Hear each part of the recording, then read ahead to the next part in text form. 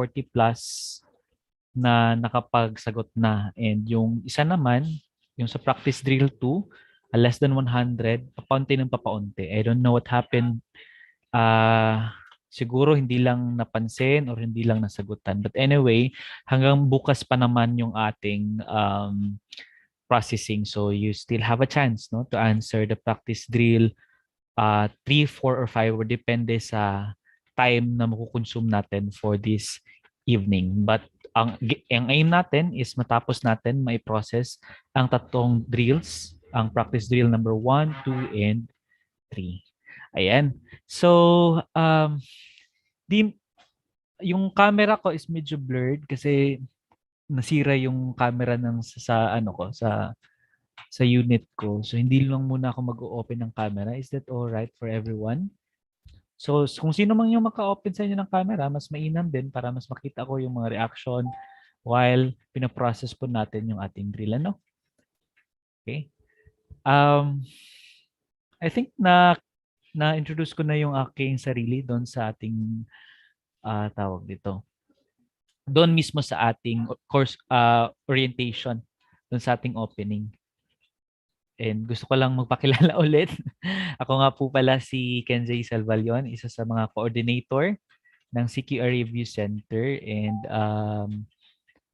noong 2018, kami po yung pangatlong batch na produce ng CQA, and I am blessed enough, no, to hit the second highest score doon sa 2018 licensure examination. Out of 5,000 plus examinees, pangalawa ako. And after which, no, I had an experience with UNICEF for 6 months, a short-term project. Then, pagkalipas ng 6 na buwan, pumunta na ako agad sa academe. Right now, siguro nasa 3 to 4 years na ako sa academe. So, ayun, a little bit background of me. I am currently right now connected with the Caraga State University here in Butuan City. Okay, sige, let's start. Are we all set? May I see a thumbs up or a thumbs up na reaction. Check lang natin ang audio if I'm still audible. Yan, paki-thumbs up na lang if we are all ready to process the drill. Sir, ano pong drills na ipaprocess now? Yung practice drill 1 to 3, kung kaya ng time. Una yung history and purpose of social work. Pangalawa ay yung practice drill number 2 at saka practice drill number 3 ay yung social welfare policies, programs, and services. Salamat po. Okay, sige. Let's begin by sharing the screen. All right. And I think nakikita naman yung screen ko Okay. Sige, for this one, there are 140 responses. So maraming nagsagot sa ating drill na ito. And kung makikita natin yung distribution ng scores natin, majority of us or the median score is 57, while the average is 56. And yung pinaka-lowest natin is 24. Tapos yung highest natin is 91. If you're going to assess, for example, ito yung lumabas, no? For example lang, ito yung lumabas sa result ng licensure examination ngayong paparating na February.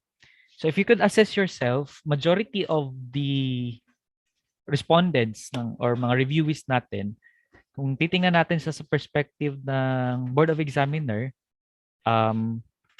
almost half kalahati yung hindi pumasa at kalahati yung pumasa in terms of sa a single area pero kinakailangan pang hilain sa iba pang curricular area.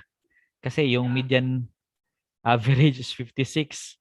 No, if you try to total it, and you can assess, no?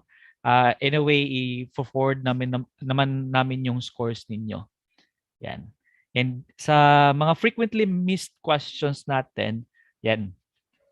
For example, item number 10, 12, 16, 17, 20, 21, 22, 23, 25, 27, 29, 34. Ito, i-forward din namin itong data sa inyo. But if you're trying to look at the score, mapapansin natin ang liliit ng scores natin. Number one reason for that, based on my assessment, is number one, the type of questions that you are dealing with. Kasi ang questions dito ay objective questions. Ibig sabihin, if you do not know this type of question, automatically you will get the wrong answer. Hindi kinakailangan ng hindi kinakailangan ng depth of analysis or whatsoever na form of analysis. So as long as hindi mo alam, automatically magkakamali ka. So that's the challenge. And even pagdating sa SWPPS and sa SWPPS practice drill number 2 and SWPPS practice drill number 3, which will be discussed later on. The same assessment that I did for the fact number 1, the type of question is napaka-objective. Number 2, it goes the same doon sa tinatawag kong tinatawag nating Bloom's taxonomy. You cannot apply what you did not remember and what you did not understood at the first place. So it's a matter of knowledge gap. So if it's a matter of knowledge gap, anong pwede nating gawin? Una, magbasa ng maraming materials.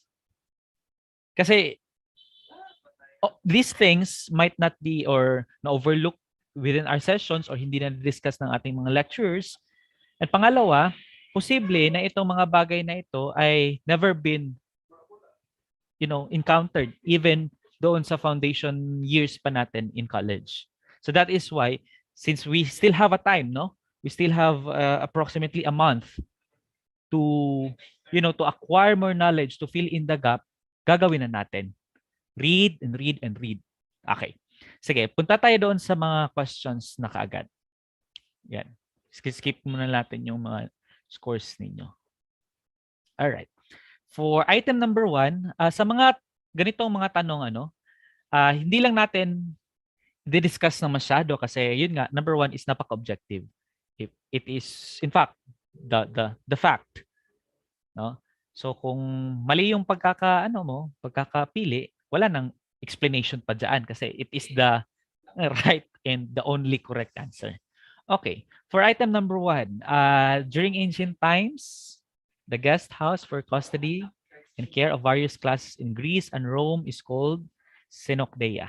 So walang ibang sagot kundi Synecdoche because Hull House, the first Hull House was created in the United States, was founded by Jane Addams and Ellen Gatestar. It was inspired by another Hull House in UK, the Toynbee Hall, which is the forerunner of group work. Okay. Refuge is, I think, walang ganitong institution that exists even in Middle Ages, or I mean, even in ancient times, Middle Ages, and even in the present history ng social welfare. Okay? Item number 2, it became the most powerful incentive for benevolence ata ito and charity, particularly in the Jewish and Christian religious teachings. Pinakauna, the only correct answer is religious motivation.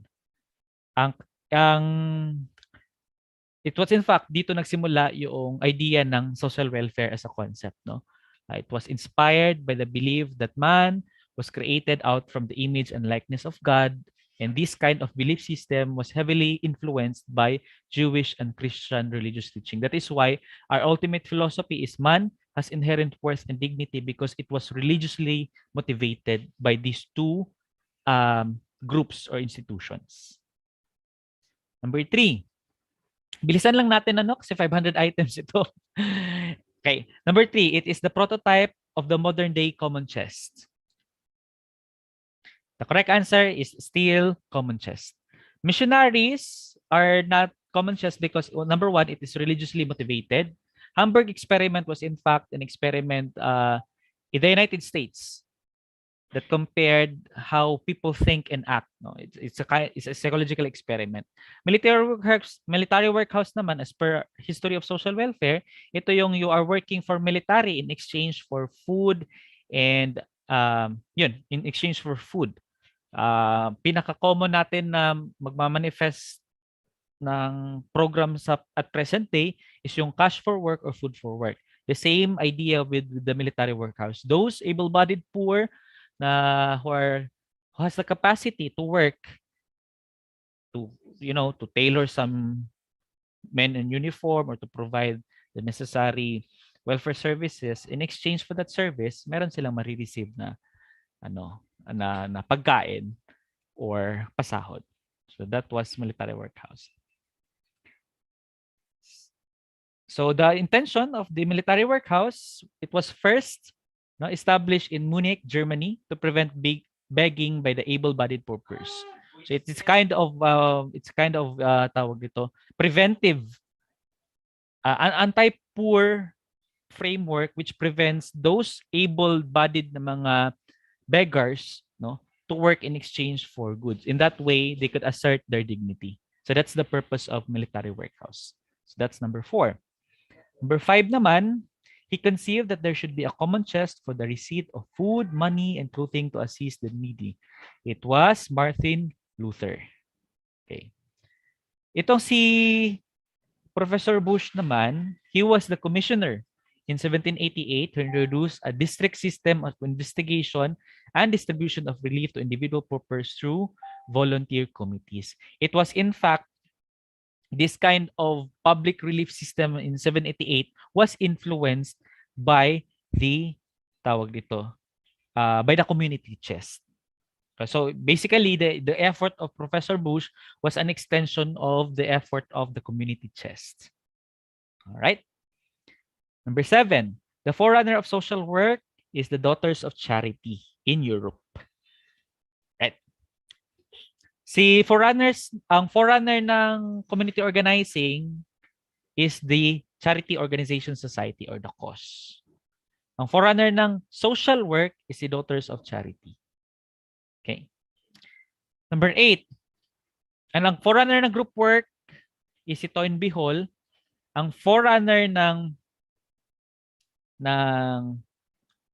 helping process ng social work is the Hull House. No, marami tayong mga forerunners in terms sa ating history. But anyway, it's good to know.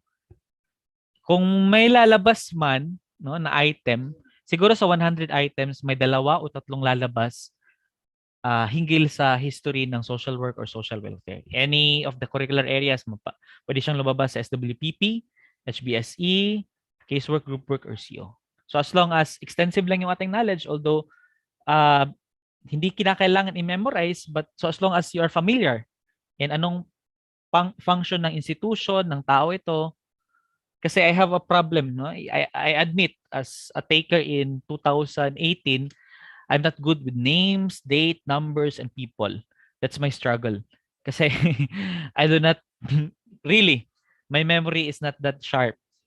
So what I did was, so as long as I am familiar, tapos keyword lang, mabuti na lang ang lumabas na history sa 450 items namin nung time namin is 3 items lang. So naging safe naman. Pero again, hindi natin iti-take for granted ang 3 items na yan kasi it will make or break our license or our performance in the board exam. Kasi for example, kung natumpak ko lang sana yung isang item doon, kasi ang tinanong sa akin, anong RA number?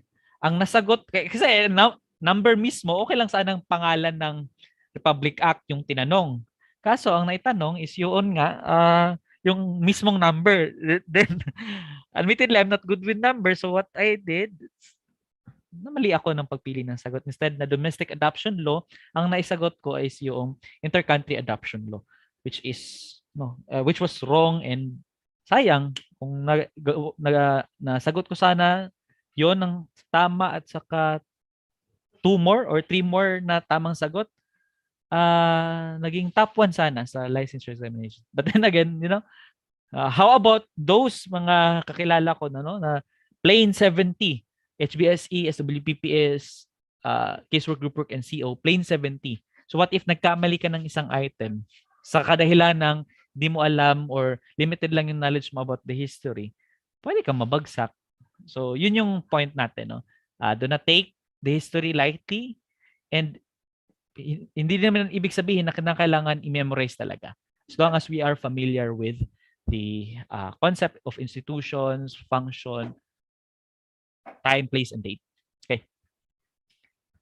8. He recruited the young women of the peasant class for charitable work. It was Saint Vincent de Paul. All right. So 71% or 100 people out from 140 ang nakakuha ng tamang sagot dito. Number 9, he was the first pioneer in public hygiene, supervised investigation into the causes of poverty and the means of an effective social reform. It was Edwin Chadwick. Number 10 naman, the same. Si Edwin Chadwick pa rin, the person who recommended a system of government providing under central direction, decent aid to the poor, a sound public health protection, adequate housing, recreation, and public schools for the entire population. Dito na papasok si Charles Booth. Si Charles Booth is same with the effort of Edwin Chadwick that we should approach the problem systematically, but si Charles Booth ang nagpauso ng research in the inclusion of tawag dito, comprehensive and systematic way of dealing the problem. So it was Charles Booth who did the extensive part of social research as determining what would be the importance of research in the intervention for the poor. Okay. 12. The following are salient points during the English Poor Law. Which one is not? So majority of you got the correct answer. For this one, the care of the poor was an activity of the church. The main motive for almsgiving was the salvation of the soul of the donor. So ano pala itong letter A? Why is it not part of the English Poor Law?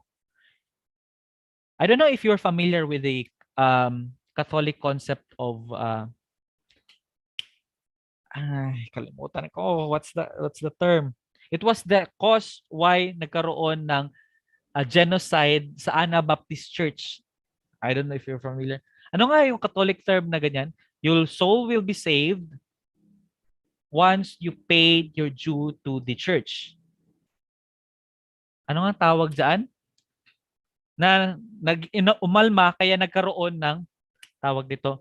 Kaya nagkaroon ng mga tinatawag nating mga Protestant churches, no? It is the church that is built on the basis na naging discriminatory yung practice ng church for the fact na ino-oppress nila yung sariling mga tao. Your soul will be saved if you will pay due to the church. Ano ang tawag diyan? Ang nasa isip ko ay paganismo. Sino nakakaalam? Nakalimutan ko eh. Balikan lang natin siguro mamaya. Pero that's the idea. Because the English Poor Law, explain lang natin, no? The English Poor Law is getting away with this kind of idea. The English Poor Law, ang central idea niya is, it is the individual, the family, who is responsible for his fate. If the individual failed, then it is basically kasalanan niya. So that's the main idea of the English Poor Law. So the primary responsible for the care of the poor belong to the individual's family. Kumbaga, English Poor Law asserts the what we call Protestant ethics. Are you familiar with the idea of Protestant ethics? Na yung idea, yung the same na idea na ang responsibility ay binibigay na doon sa individual and family. If the individual is still, no, despite the opportunities given to him, is still poor, then ang pagkakamali or in the process, ang mali ay mismong individual. That is Protestant ethics, no? Brought about by the idea of capitalism.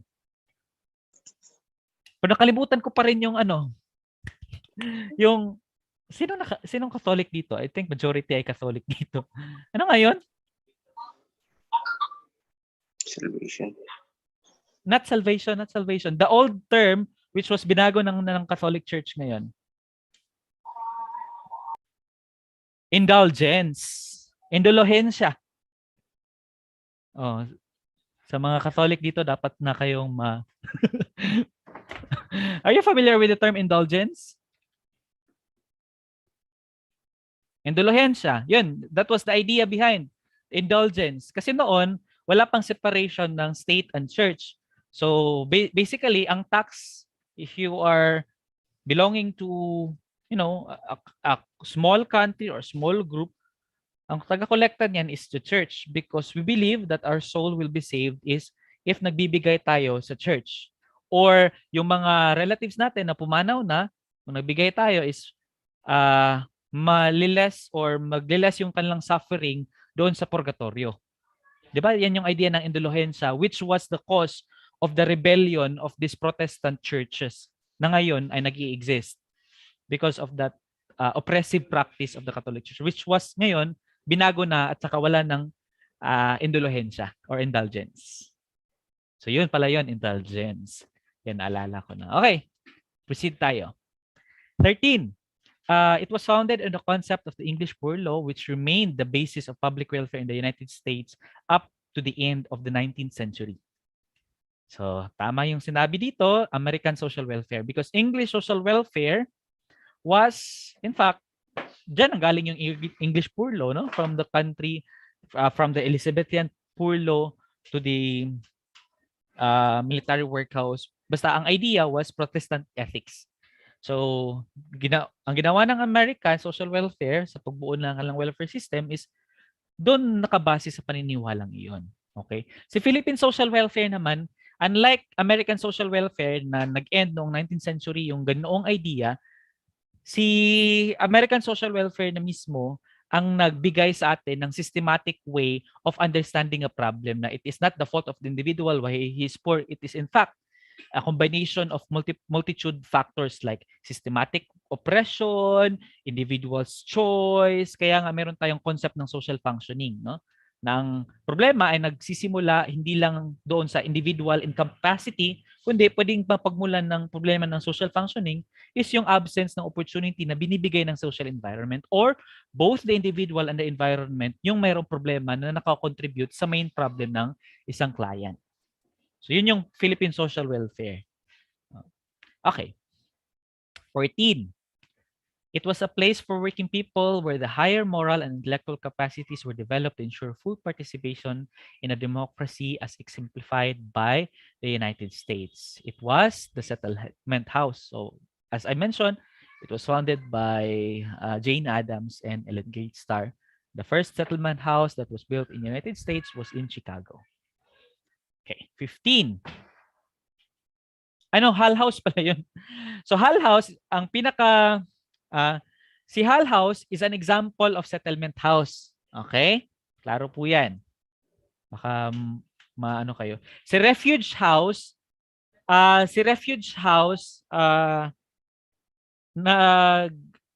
idea na ito ay nanggaling doon sa Sinokdea during ancient times. Okay. 15. It was the first settlement house in the United States, Hull House, built in Chicago. 16. The training school for the applied philanthropy was set up in New York in 1898. So, ano pa bang kinakailangan i-explain dito? Basta it was in 1898. All right, 17. Maraming nagkamali dito, no? The following are some of the basic ideas that influence social welfare during the American period. Which one is not? So the correct answer is social reform. Bakit? Yun nga, sinabi ko si Protestant ethic, yun yung idea na the individuals, despite the opportunities given, it is the fault of the individual why he is poor because he is not doing something about his life. So, kumbaga, ito yung idea na kapag mahirap ka, there's something wrong about your moral or may character default or defect ka. Yun yung Protestant ethic. Si Lysifa naman is in economic policy, which states that, or ang literal translation niya is leave alone. This Lysifa basically is nanggaling doon sa idea ng economic policy ng market that the government should not interfere with the market's intervention to develop the state or to develop the nation. So basically, idea of capitalism, passing on the responsibility to the private or individual institutions, mga ganon. Social Darwinism is the idea of yung survival of the fittest and elimination of the unfit. Basically, individualistic kind of social welfare. The same idea, Protestant ethic, laissez-faire, and social Darwinism, are reinforcing the idea of capitalism and reinforcing the idea that social welfare is the responsibility of an individual or the family. Ang naiba lang dito is the social reform, because the social reform think and conceive the problem as a systematic, and therefore the responsibility should not be burdened alone to the individual. Instead, may kinalaman ang Estado and all of the institutions involved in resolving the problem. Okay? So, social reform ang hindi kasali dito. Okay. 18. It became the first family welfare agency and the first to use casework in the Philippines. Associated Charities. So baka malito kayo si yung item natin nung item na ulit 'yun. Dito sa yan. Si Daughters of Charity and si Associated Charities may pinagkaiba. Si forerunner ng social work at the international level, si Daughters Charity ang pwede nating isagot. Pero kung sa Philippine history ng social welfare, kapag tinanong kayo, sino ang forerunner ng social work and casework is si Associated Charity or Associated Charities. Okay? Si War Relief Office, nangyari ito noong Japanese occupation. Philippine Civilian Affairs Unit, it was the institution na pagkatapos ng War Relief Office, na-transform siya into Philippine Civilian Affairs Unit. Si Rice Wage Formula, ito yung ginagamit na part ng history, no, na pag-determine ng pangangailangan dati before the basic needs approach lumabas. Si Rice Wage Formula. Okay? 19. It was created by the President Elpidio Quirino on January 3, 1951. It's the Government Agency for Social Welfare. It was SWA, the Social Welfare Administration. So if you try to look at the history of the SWD, pwede naman yung i-search sa internet lahat ng ito ay nagsimula sa Insular Board, no? Insular Board was doon nagsimula, no? Hanggang naging DSWD. Marami siyang pangalan, nag-iiba yung kanyang function per president. Mayroong nag-merge, mayroong nag-breakdown, mayroong pa nga at times, no, sa history ng DSWD na pag-isa ang Department of Health and Department of Social Welfare. And doon lang sa panahon ni late dictator Marcos, naging ministry. Tapos pagdating ng 1987 Constitution sa panahon ni Cory Aquino, finally naging DSWD ni siya. So, yun. The details of which pwede nyo hanapin sa internet, kasi napaka-objective. Anyway, number 20. Who among the following are the charter members of the PASWE in 1948 whose objective is to upgrade and maintain the standards of social work profession? It was all of the above. Josefa Hara Martinez, Carmen Montenola Luz, Agapita Murillo, Minerva Laudico, Olympia Pia Luzano, Flora Ruiz Palomar, and Felicidad A. Silva. Ito yung tinatawag natin sa PASWE na Magnificent Seven. Okay. 21. So when was the Republic Act 5416 or the Social Welfare Act enacted and signed by President Marcos? It was in June 15, 1968. So it was the first term of the President then Marcos. Naging SWA hanggang panahon ng martial law. From SWA, ginawa niyang MSSD or Ministry of Social Service and Development. 22. In 1970s, the service delivery was facilitated through which makes workers' point of entry the basis of problem identification prioritizing. It was Baranganic approach. Dito rin nagsimula kasi in 70s, ito yung if we try to relate this to the history of social change and development, it was in the 70s that was considered the second developmental decade, and it was in fact during the time nauso na ang participatory development. So in that way, maalay natin siya. So this one is Baranganic approach. Okay, 23. It is the MSSD's banner program which was upgraded upgraded to make it more responsive to its client needs? The correct answer is CA, or self-employment assistance.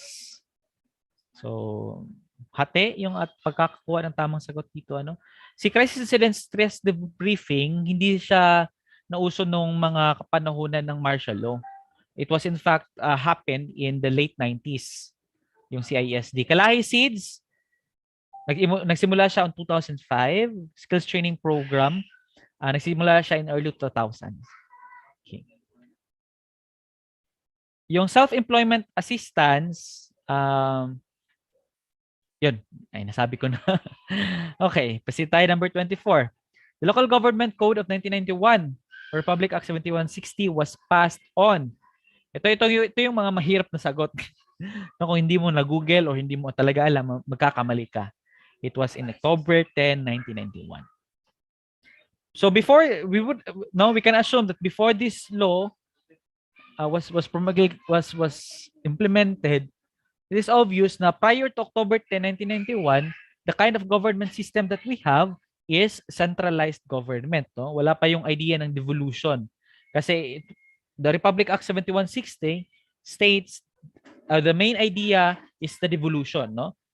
There should be a release of autonomy, and there should be a local government establishing whatever national institutions na available, and it should be therefore available doon sa local government unit. Like what you observe in the national, we have the DSWD, or Department of Social Welfare and Development, and by the virtue of Republic Act 7160, meron tayong local social welfare and development office, or mas kilala nyo sa CSWDO, PSWDO, or MSWDO, each representing a political unit. So this was the main idea of the 7160, devolution and local autonomy. Okay, 25. In 1971, the scheme evolved to operationalize the concept of social responsibility arising from the roll-on funding scheme or the transfer of capital from one client to another. The correct answer was tulong kapwa. Tulong dunong, it is the present version of the tulong kapwa. Okay? Sagip mamamayan, sagip kapwa. I don't think it exists in social welfare history. I don't know if I did not read that one or hindi ko lang alam.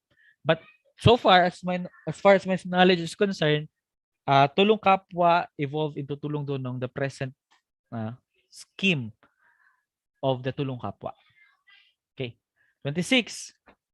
The articulation or preferred behavior by individuals or groups, the worth, very often with strong emotion that a person attached to certain things, systems.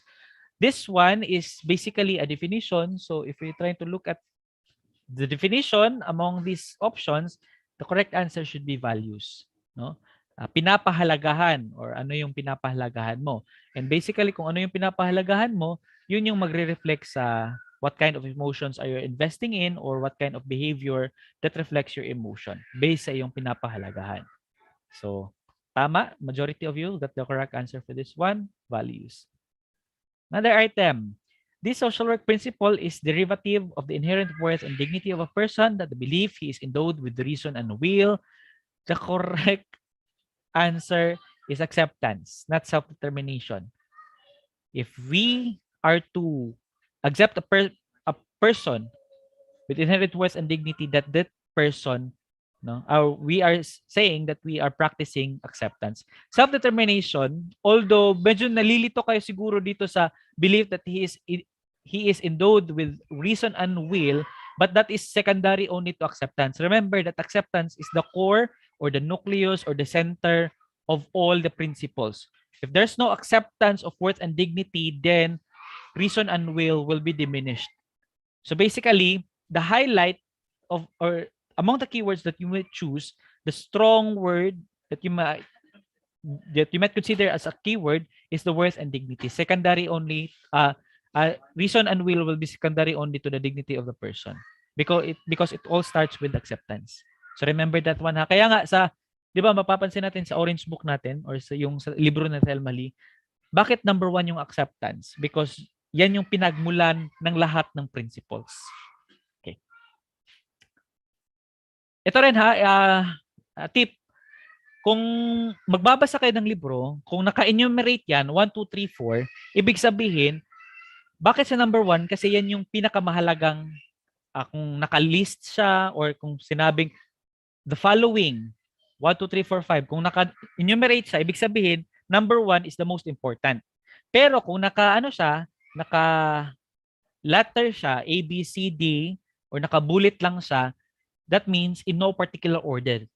The importance is not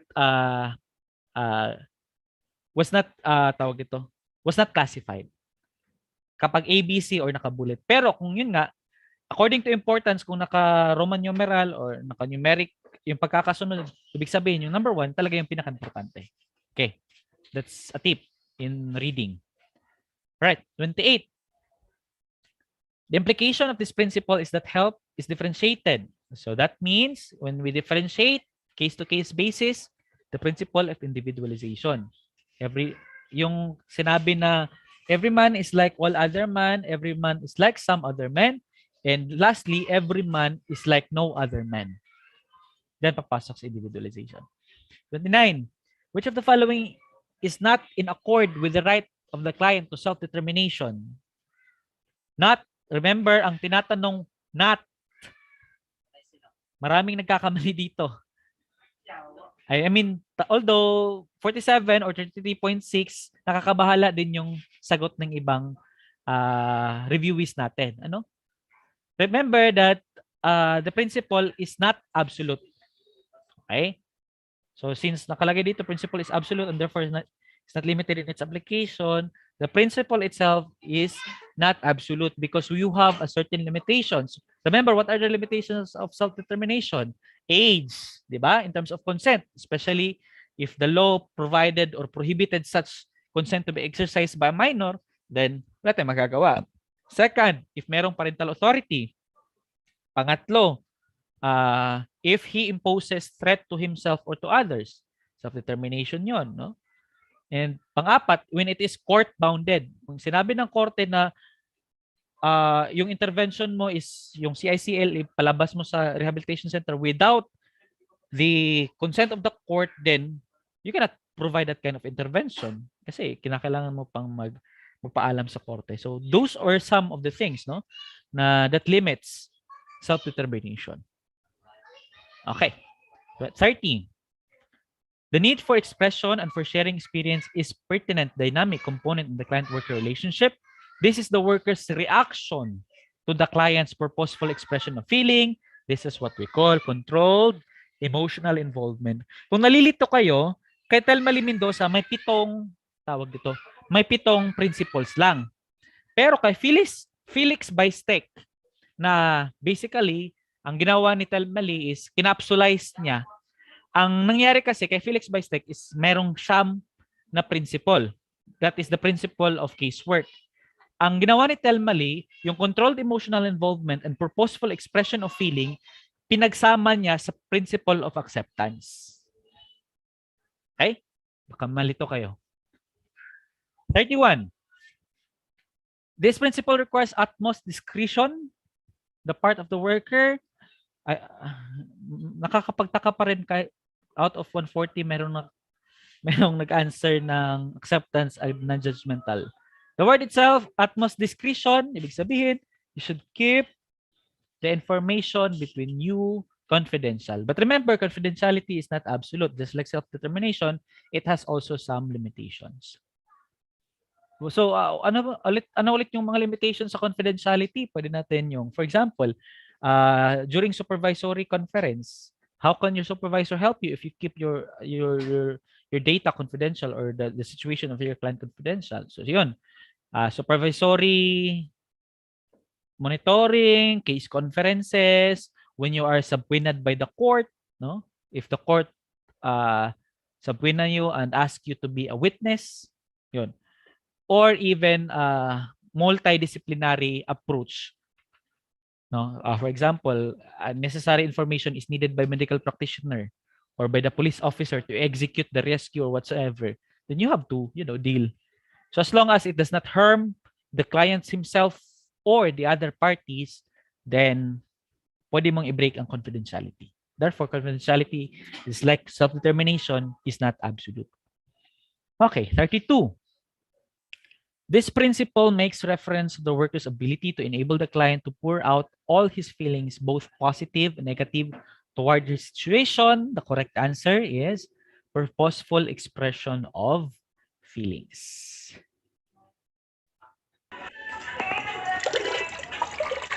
Yun. May umiinom ng tubig. Tubig muna. 33. A close friend sees you at a birthday party and tells you she knows one of your clients. She begins to talk about problems she knows your client and her family are experiencing, then asks you whether it is true that your client has attempted to commit suicide. Response to your friend requires utmost care that involves what principle of casework?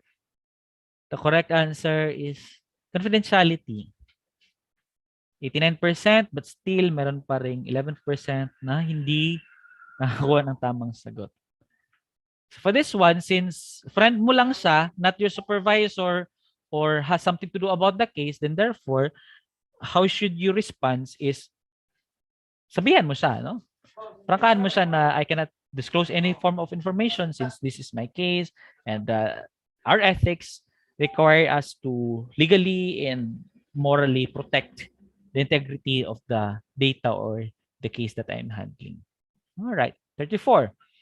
As a worker, the appropriate response you can give to the following statement of your client involves one of the following statement of your paulit-ulit. One of the following statement involves one of the following social work principles. Client says, I am dying to know what you are thinking while I'm telling you about my problems. I guess you are wondering if I'm not. The correct answer is acceptance. This one, the client is, not himself or thinks that his problem is, unique to himself. So what we could do to disarm this kind of negative thought is to accept where the client is and who she is and where he is at the moment or where she is at the moment. By that, we are exercising acceptance as a principle. It is not purposeful expression of feeling because as defined earlier, purposeful expression of the feeling is your skill as a social worker to achieve no the feeling of the client, whether positive or not, about his situation. This one, you are not trying to facilitate that kind of emotion, whether positive or negative. You are just accepting the client who she is and where she is at the moment. Therefore, it is acceptance. Okay, 35. The medium through which help is extended by the worker to the client. The correct client, the correct client. The correct answer is client-worker relationship. So kapag tinanong kayo, what makes the social work profession unique? The correct response should be social work profession, our way of intervening or helping the client with their problem or our medium of intervention is through our relationship. Kaya nga binansagan tayong master of relationship. Kaso meron iba sa atin dito, mga single or walang jowa or niloka ng jowa. Paano tayo naging master? Joke, that's personal life. But in professional life, no, dapat maging tawag dito. Involve natin yung relationship kasi it is through relationship that we intervene. 36. If you were to work with a family undergoing some problems because of the father's philandering ways, you will be guided in your first encounter with either the father or the mother. By this principle that is premised on the belief that every person has a reason and will make positive changes in his life.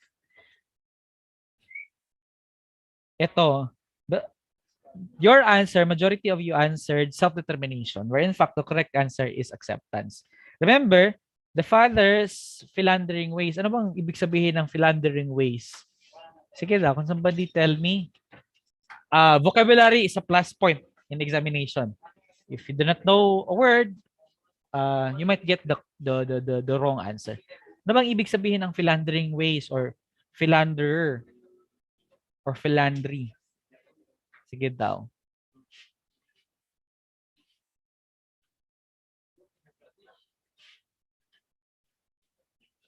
Hello?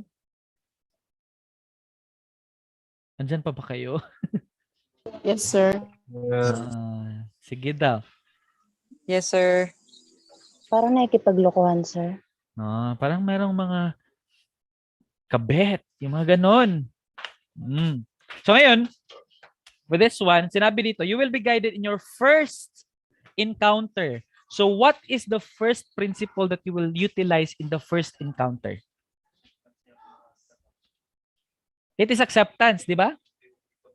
During intake, during the first face-to-face, na gathering of data, or you met the client, what is the first principle that you will practice or exhibit? It is the principle of acceptance. Baka nalito lang kayo sa pangalawang keyword na nakita nyo, that person has a reason and a will to make a positive changes in life. Yes, sir. Where in fact, Yes, sir. yun, ang keyword dito is your first encounter. Ito. Yan. Yun. Okay, wag kayong malito ha. So, anong basis mo, sir, nga bakit yan yung keyword mo? Remember, kapag merong mga ganito that you will be guided in your first encounter, tapos may pangalawang sentence saying the other principle or defining the other principle, basically, ang mauuna talaga is yung hinighlight na you will be guided in your first encounter. For example, kung hindi ito na, for example, following ways, by the, you exercise the principle that premise the belief that person has a reason and a will to master. Kung wala ito, then obviously, the correct answer would be self-determination. Okay? So, another lesson learned, be careful to in choosing your keywords or keyword. All right. 37. The following are the essential elements of social work practice. A, person, place, problem, process. B, client situation, social agency, helping process. C, client resources, social agency, treatment. D, study, diagnosis, treatment, termination. The correct answer is C. Maraming nagsagot ng A, B, C, D. Bakit A, B, C, D? First, person, place, problem, process are the element of problem-solving process, which is, by the way, influence social work practice.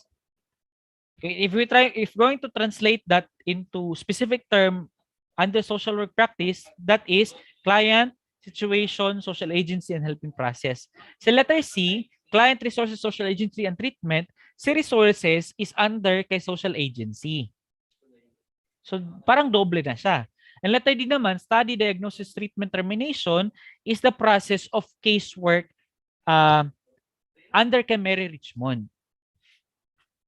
Not the social work practice, because social work practice, meron tayong different methods. Casework, group work, CO, we have also secondary. Not mentioning the new definition of social work with it, where mas marami pa siyang method na may involve because nag-broad na yung ating definition ng social work as a profession. So the correct answer is only A and B. Okay? Another lesson. If merong all of the above, wag agad all of the above yung tamang sagot, ha? Kasi kung sa tingin natin all of the above yung tamang sagot, titingnan muna natin ano yung pagbabasihan natin. Una, ito yung mas madaling sagutan yung merong all of the above. Kasi number one, kung 4 lang na choices, tapos may nakita kang contradicting, for example, A, B, C, and D. Si letter C is contradicting sa idea ni A and B. So obviously, hindi na all of the above yung answer mo, letter D. So i-eliminate mo ngayon si letter C and letter D. So maiwan mo lang A and B. So you have 50% chance of getting the correct answer. But yun nga, hindi ibig sabihin na all of the above, tama na yun kasi extensive yung reason or extensive yung list. Hindi po ganun. So as long as merong contradictory, kung wala mang contradictory, for example, kung wala mang contradictory sa mga options na yan, pwede mong pagbasihan yung stock knowledge or foundational knowledge mo. Kasi kung hindi mo alam na resources is under social agency and study, diagnosis, treatment, and termination is the old process of casework, hindi mo malalaman na contradicting para A, B, C, and D. Nakuha? So that is how you answer if merong all of the above na mga question. That's a tip. 38. A progressive interaction between social worker, practitioner, and the client. It is what we call, bakit intake yung dito? Process. Process po ito. Pag sinabi natin process, it does not refer only to the intake. It refers to the entire helping process. Hindi naman lang siguro sa intake sila na magkakaroon ng interaction, di ba? Even in termination, even in evaluation, andun yung interaction because it is through, again, relationship that we intervene. So, pag merong relationship, it takes interaction. Pag merong interaction, it could be attributed to the general idea of process. So, it's letter C.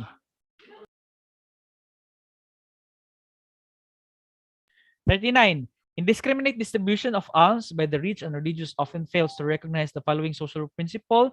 The correct answer is individualization. Kasi kung, for example, the same, bigyan lahat ng 10,000, for example, nung panahon ng SAP, di ba? So, dapat piliin lang yung mas nangangailangan. For the fact, number one, hindi lahat ng tao ay may pangangailangan. Pangalawa, mayroong pagkakaiba ng pangangailangan. At pangatlo, limited yung ating resources. So, individualization, tawag dyan. Dapat discriminatory, pinipili lamang yung binibigyan ng intervention. 40. Going back to the history of social work, this person or entity introduced social casework as an art that consists of 3 steps. Gathering of social evidence, social diagnosis, and treatment. The correct answer is Mary Richmond. Si Thomas Chalmers, Juan Louis de Vives, and Charity Organization Society are involved in systematic way of dealing the problem. Si Mary Richmond, individualistic kasi yung approach niya. Okay? 41. Establishing rapport with the client requires the social work should at all times observe the following principle. For this one, the correct answer should not be acceptance. No? Mali yung ating answer key. Majority of you got the correct answer. Supposed to be. It should be self-awareness. No? We should aware of our biases and prejudices. 42. The Republic Act number 4373 is what? A.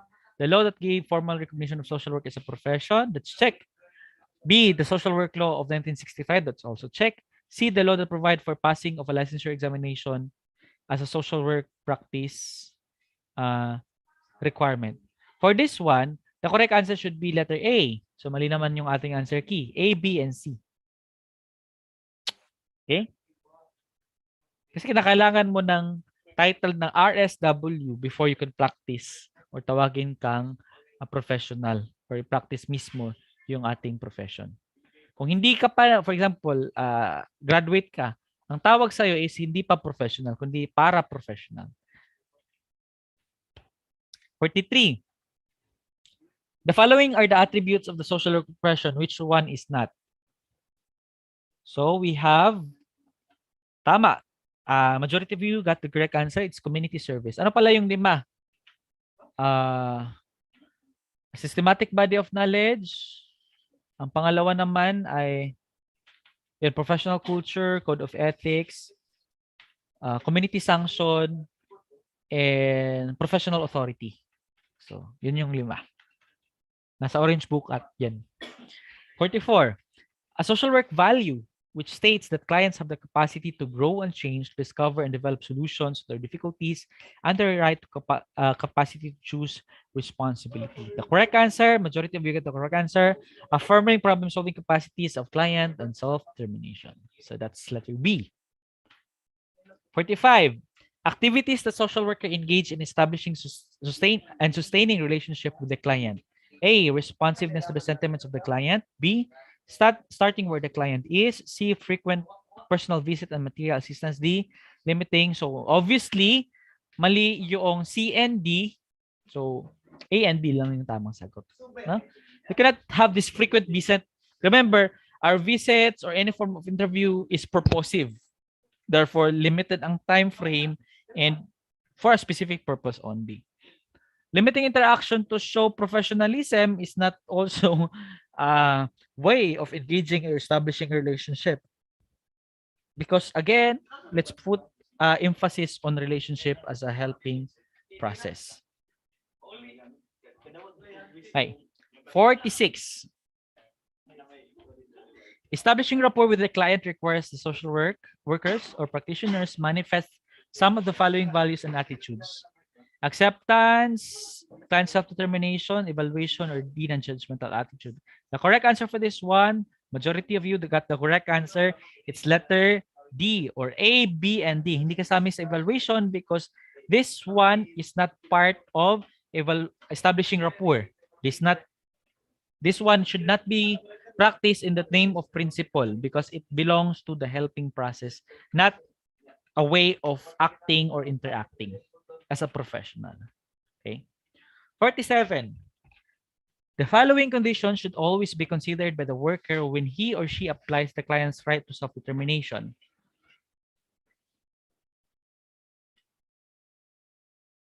Hala. Dapat ang tanong dito is except. Mental capacity, minority of the person, and legal constraints are all elements when we are to consider when we are applying self-determination. Dapat mali yung pagkakatanong. Dapat except or not be considered. Okay? Kasi kung status, yan, you are not exercising principle of acceptance because we recognize, no, yung principle of acceptance says that regardless of the creed, religion, culture, background, or whatever, we should accept the client who she is and where she is at the moment, regardless of political affiliation whatsoever. So for this one, dapat ang tanong is exempt. So, and kung sumagot ka, for example, sumagot ka na lang ng isa, mali din yun. Pero since wala kayong option, bonus na lang yun. Okay? 48. The following are the exceptions to the strict requirements of confidentiality as a principle. Case con, court hearing, conversation between friends, or D, supervision. Hala, mali. Dapat ang sagot dito is A, B, and D. Walang sa option ang tamang sagot.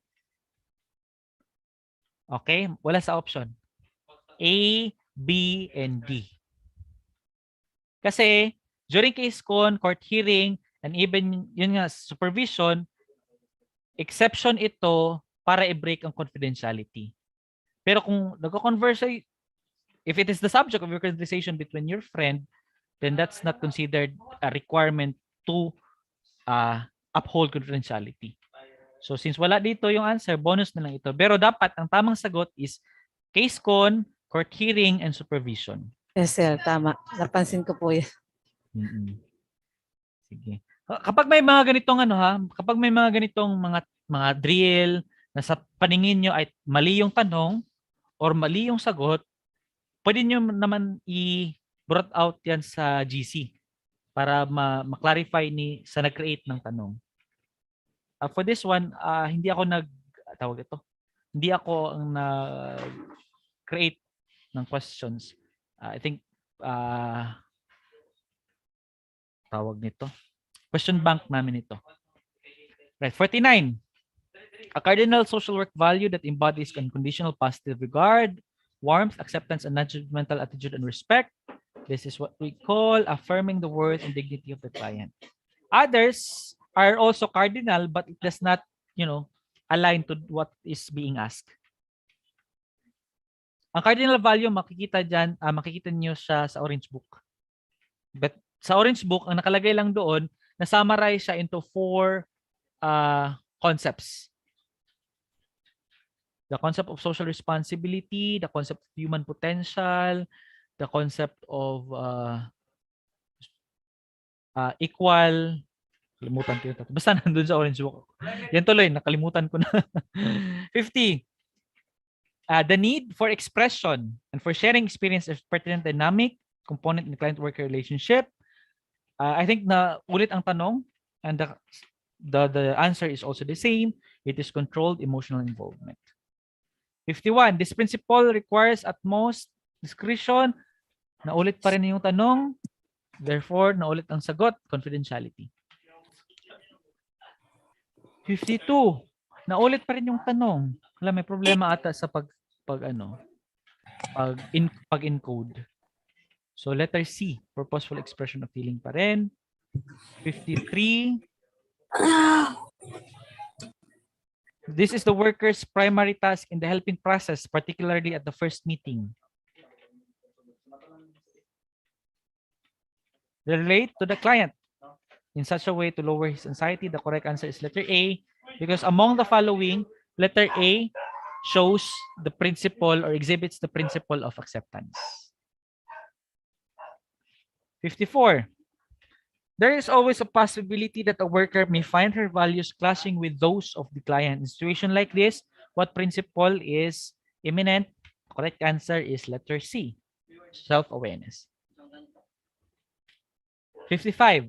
The following situation demonstrate clear application of the principle of self-determination. A, allowing the client to discover his potentials for growth. B, that's check, di ba?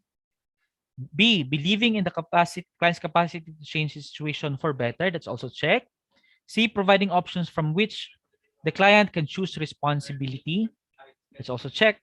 Or D, giving the client absolute right to decide what is best for him. That is not part. Again, self-determination has limitation. And one of which, when he imposes danger to himself or to others. Or, mental capacity, legal constraint, and age. 56. In working with various clientele groups, the unique situation of the client system must be thoroughly assessed. This would be the application of the following skill.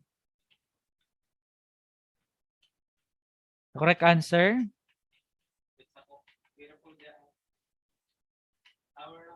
Wait lang.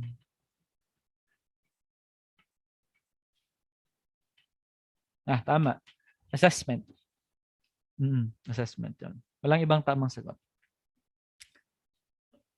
57. Remember, pag sinasabi nating assessment, it is not alone a phase in the helping process.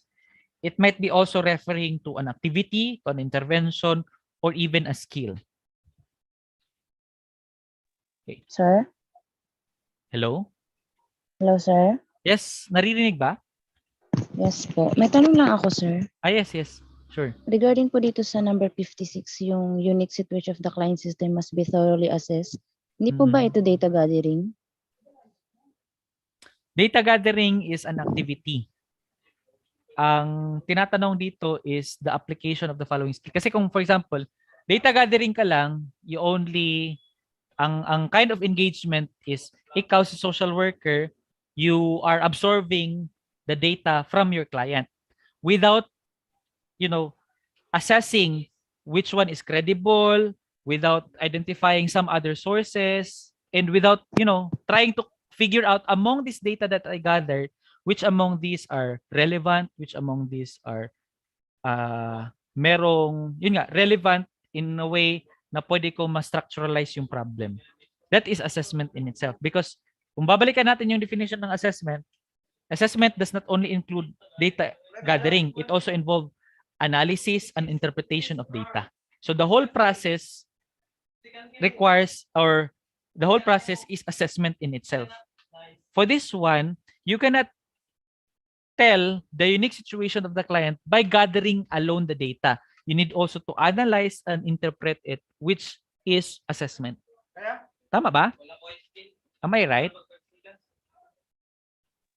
Nalito lang ako, sir. Yung parang nakaraan naalala ko lang na nag-uumpisa po dun sa data gathering, di ba, sir? Nalito lang ako, sir, kasi di ba po domino effect? So, paano po tayo makakapag thoroughly assess kung doon pa lang sa data gathering is hindi na maayos yung ng data? Yun lang, sir. Pero, okay. Siguro nalito ka lang, pero just stick to the question. Kasi ang hindi naman tinatanong dito is if meron bang domino effect or whatsoever. Ang tinatanong lang dito is the application of what skill para makita natin yung individualistic nature or unique situation ng ating kliyente. So what type of skill are we referring to? Yan. thank you, sir. Okay. Sige. Kung may katanungan ha, pwede kayong mag-raise ng hand or i-chat. Okay. 7. The principle of confidentiality requires A, absolute rule of non-disclosure of information given by the client. So that is a no, because again, confidentiality is not absolute. B, taking the witness stand when asked by the judge for information about the client. That's correct. That's a limitation of divulging the information. C, bringing the case to the attention of the supervisor for the welfare of the client. That's also correct. And D, taking information from the client and disclosing it to the neighbor. So that's a no because neighbor has nothing to do about the case. So there are only two correct answer, B and C. Therefore, the correct answer is letter D, B and C. Okay, 58. The extreme poverty being experienced by Bicolanos caused by the past natural disasters, particularly typhoon Remeng, needs extensive rehabilitation work from the government and non-government agencies. It is best to distribute the resources to victims indiscriminately since the victims suffer the same fate. As social workers, do you think this service delivery arrangement is right? Which statement is the best applicable? The correct answer is no talaga because our intervention should discriminate, not in a way nga discriminate by the virtue of their, for example, by the virtue of their skin, political affiliation, or whatsoever, but by the virtue of the principle itself, individualization, because each client has its own unique needs and each client has its unique situation. Therefore, our intervention should be classified according to the needs or situation. In that way, yan yung ibig kong sabihin na merong discrimination. Pipiliin natin yung ating kliyente. So for this one, the correct answer is letter C because no, there is a need to look into the individual situation by the assessment of the social worker for our delivery system to be responsive according to the situation or according to the context. Kung letter C naman, no, yung sagot nyo, if the reason for you discriminating, siguro last reason na ito. Last option or last resort mo na ito na dapat may discrimination kasi number one, ang reason mo, kung primary reason mo yan, limited ang resources. So, where is acceptance there? Diba? That's a question. Kung yes naman yung sagot mo, yes, mali ka na. Kasi hindi mo consider yung individualization as principle. Regardless of your reason, kapag yes, mali ka na kaagad. Okay. 59. Social work as a profession share common values like the right of a person's self-fulfillment, the obligation of the member of society to seek ways of fulfillment that contribute to the common good in others. And these values require commitment of social worker to the following except one. Belief in human potentials and capacities, social responsibility, access to resources and opportunity to individual. The incorrect answer, the correct answer because we are looking for the exception is letter C. The right to people to maximum assistance that should compel provision. Remember, it is not always about the rights. Kaya nga meron tayong pangalawa, it is not alone yung individual mayroong right to self-fulfillment and right to self-fulfillment. He himself has also the responsibility to harmoniously do something for the others' right to be fulfilled as well, especially sa right of the others to become self-fulfilled. So, in that way, society has the obligation as well. So, pag sinasabi nating society, ito yung the general population. So, basically, the right of people to maximum assistance is a no-no because what if maximize mo yung isang individual while the others are remained to be incapacitated because you did not develop due to absence of resources. Hindi siya na-divide according to the context or situation. That's not the ideal society for a social work. 60. It lays down standard rules and conduct. The correct answer is Code of Ethics.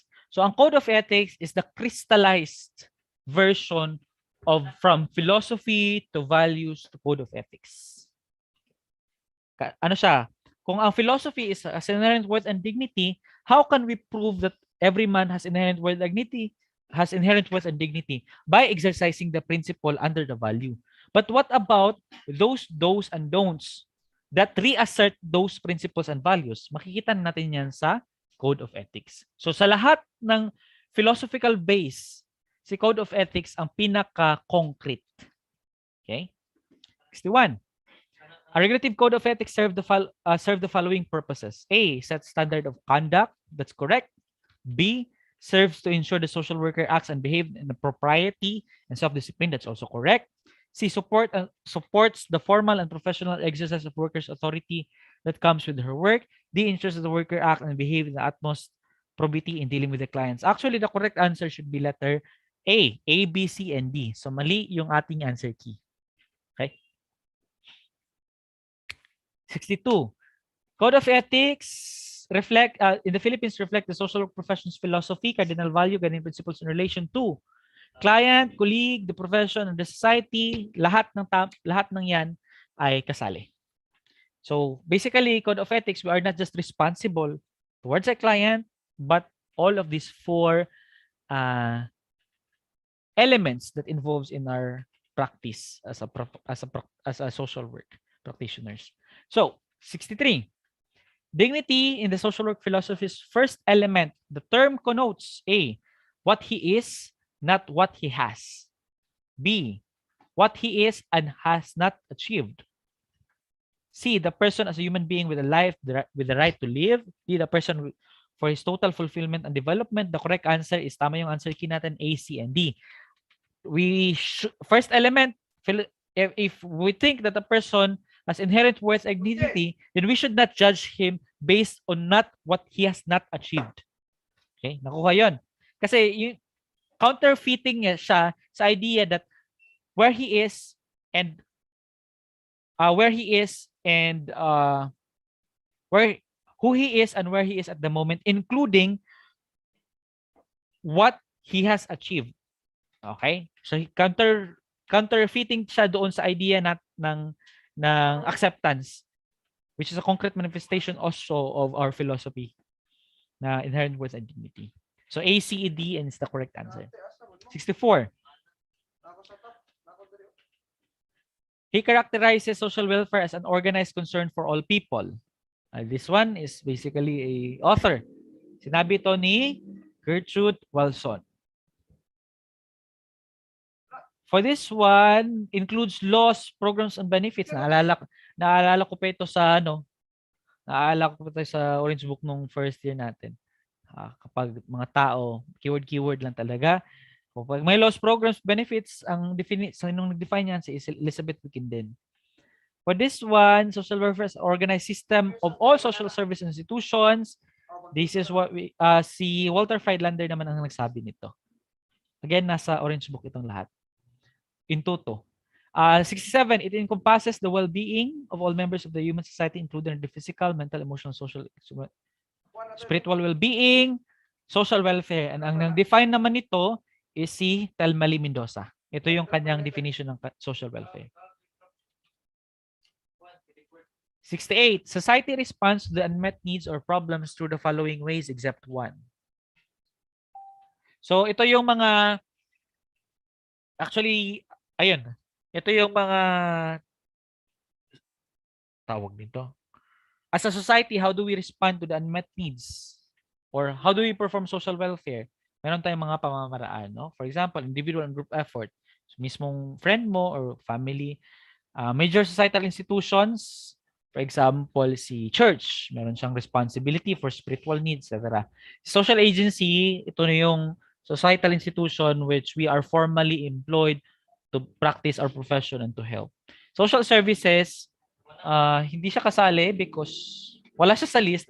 At the same time, social service is another area of concern kasi social service is a concrete manifestation of social welfare. Without social service, wala tayong konsepto ng social welfare. So basically, social welfare is at a theoretical level. Ang application ng social welfare is si mismong social service. 69. Social welfare programs usually fall under the following categories except one, si social agency ang hindi kasali. Social security, ito yung tawag dito.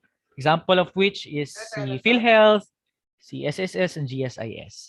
Personal social services, yung mga nangangailangan ng rehabilitation, di ba? Andun yung sa Orange Book. And public assistance, any concrete or any kind of social resource that could alleviate the problem.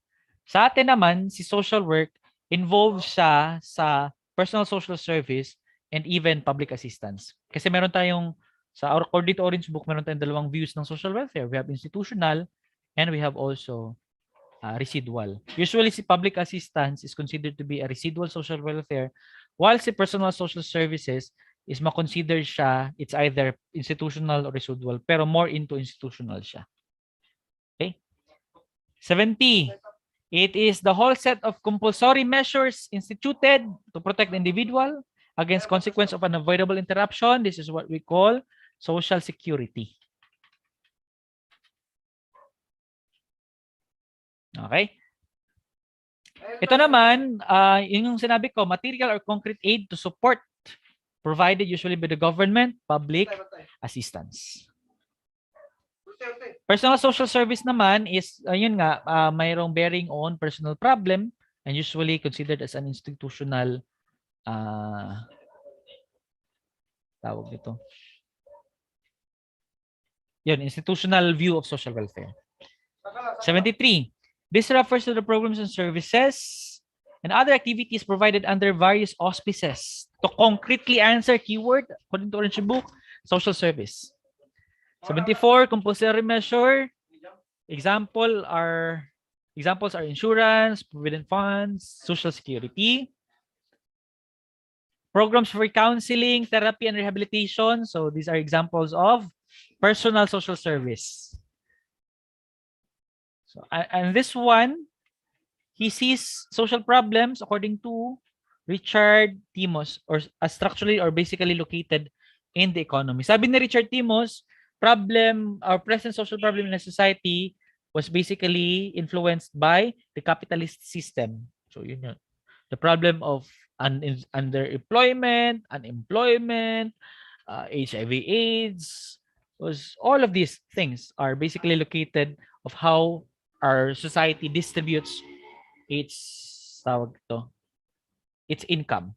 So as a question, that's a question of the capitalist economic system. 77.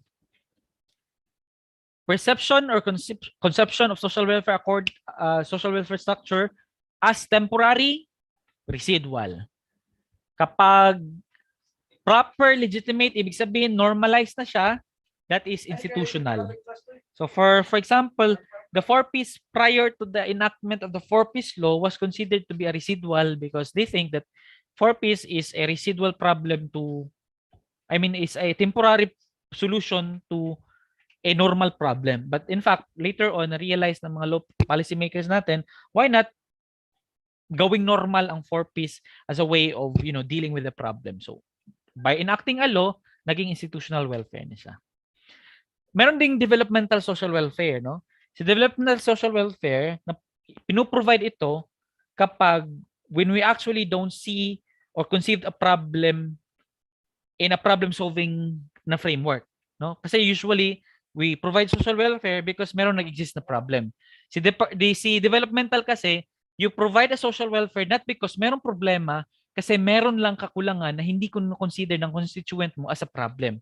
Kulang lang siya for him to fully develop or for him to fully achieve self-fulfillment and self-realization. That is developmental social welfare. Meron din tayong iba pang form ng social welfare. Ito yung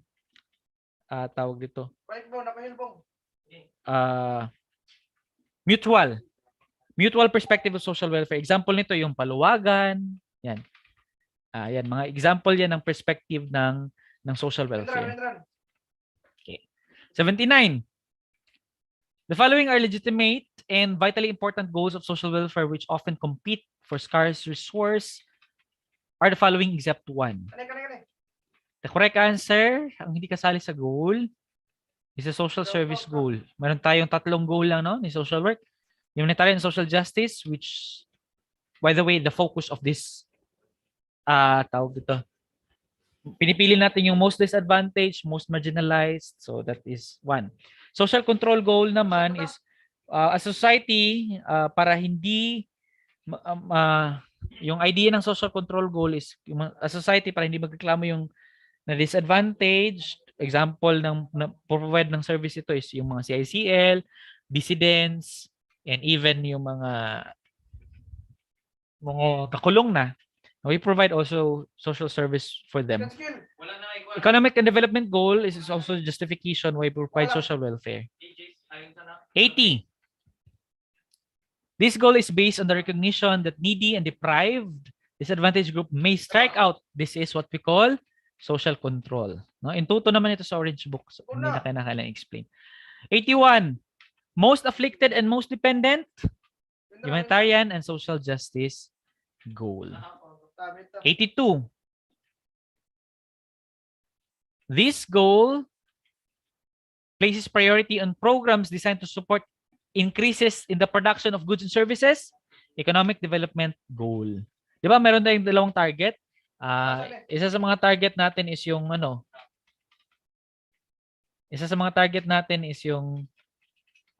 those who are directly contributing to the economy, and pangalawa is yung mga dependents na mga contributing member sa ating economic activity. Kaya isang example niyan sa underdevelopment goal is yung mga daycare centers natin.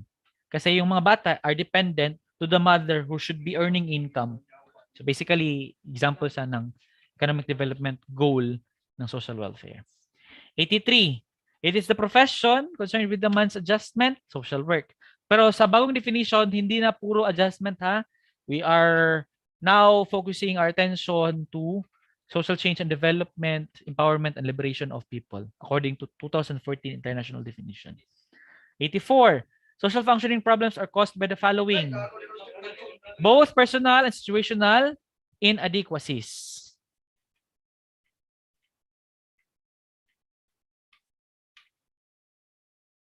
Okay. 85. This refers to the psychological factors like poor physical constitution, wrong attitude. So for this one, ang talagang nagko-cause ng problem is si mismong tao. But remember, social functioning, we cannot partly blame.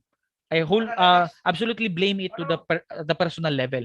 We should also consider especially if we're going to integrate progressive perspective ng social work, makikita natin na it is a combination of personal and situational inadequacies that causes the problem.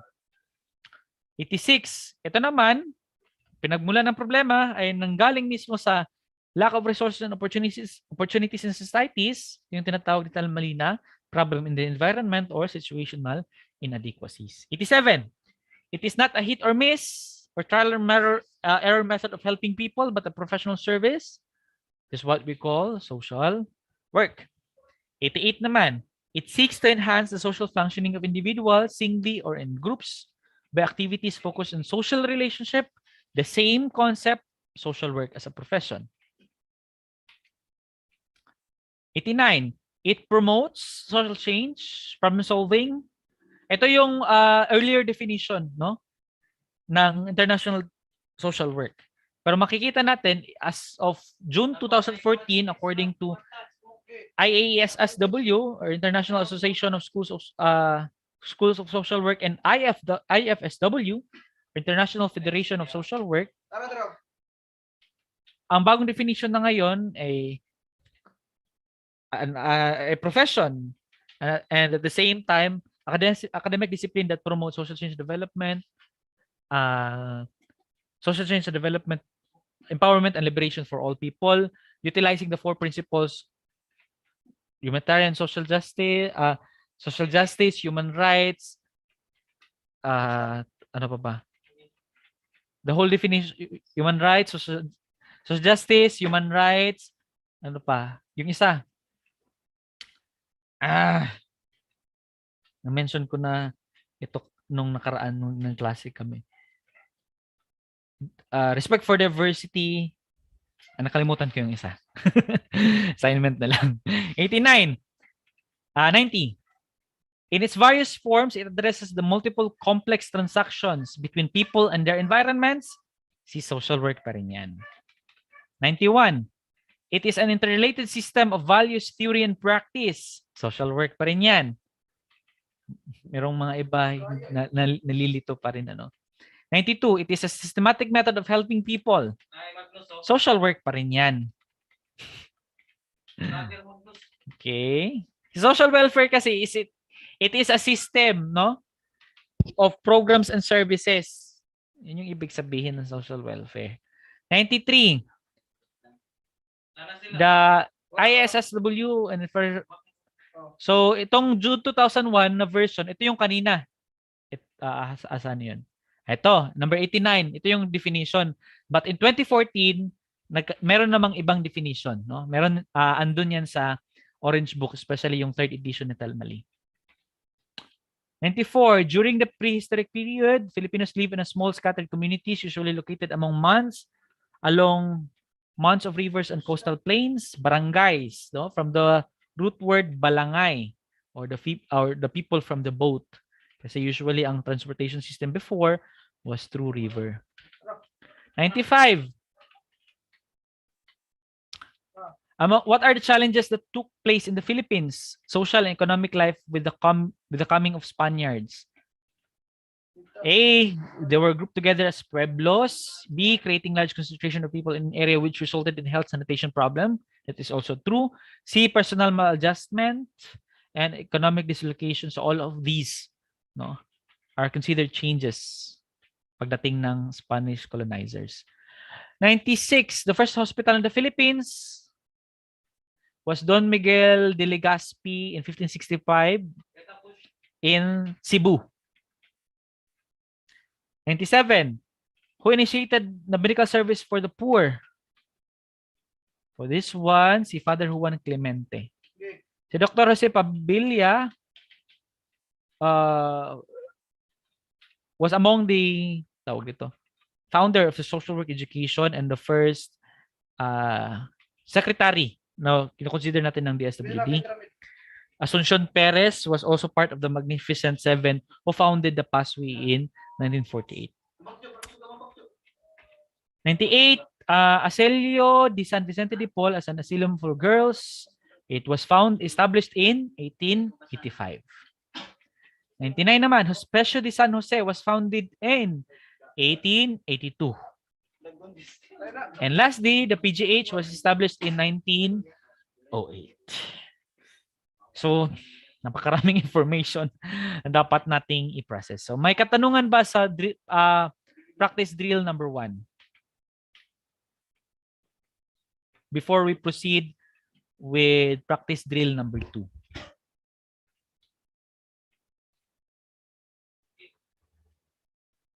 May katanungan ba or may na-take note ba kayo na gusto niyong itanong?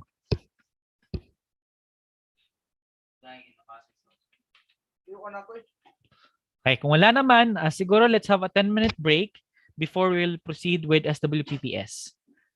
Okay, 10-minute break lang muna para matapos natin yung practice drill number 2. If may time pa, proceed tayo sa practice drill number 3. Okay? Sige. Balik lang tayo. Pero pwede kayong muna wag-leave ha, or kung gusto nyo, pero balik naman kayo by 9:30, 9:40. Alright. Sige, break lang tayo.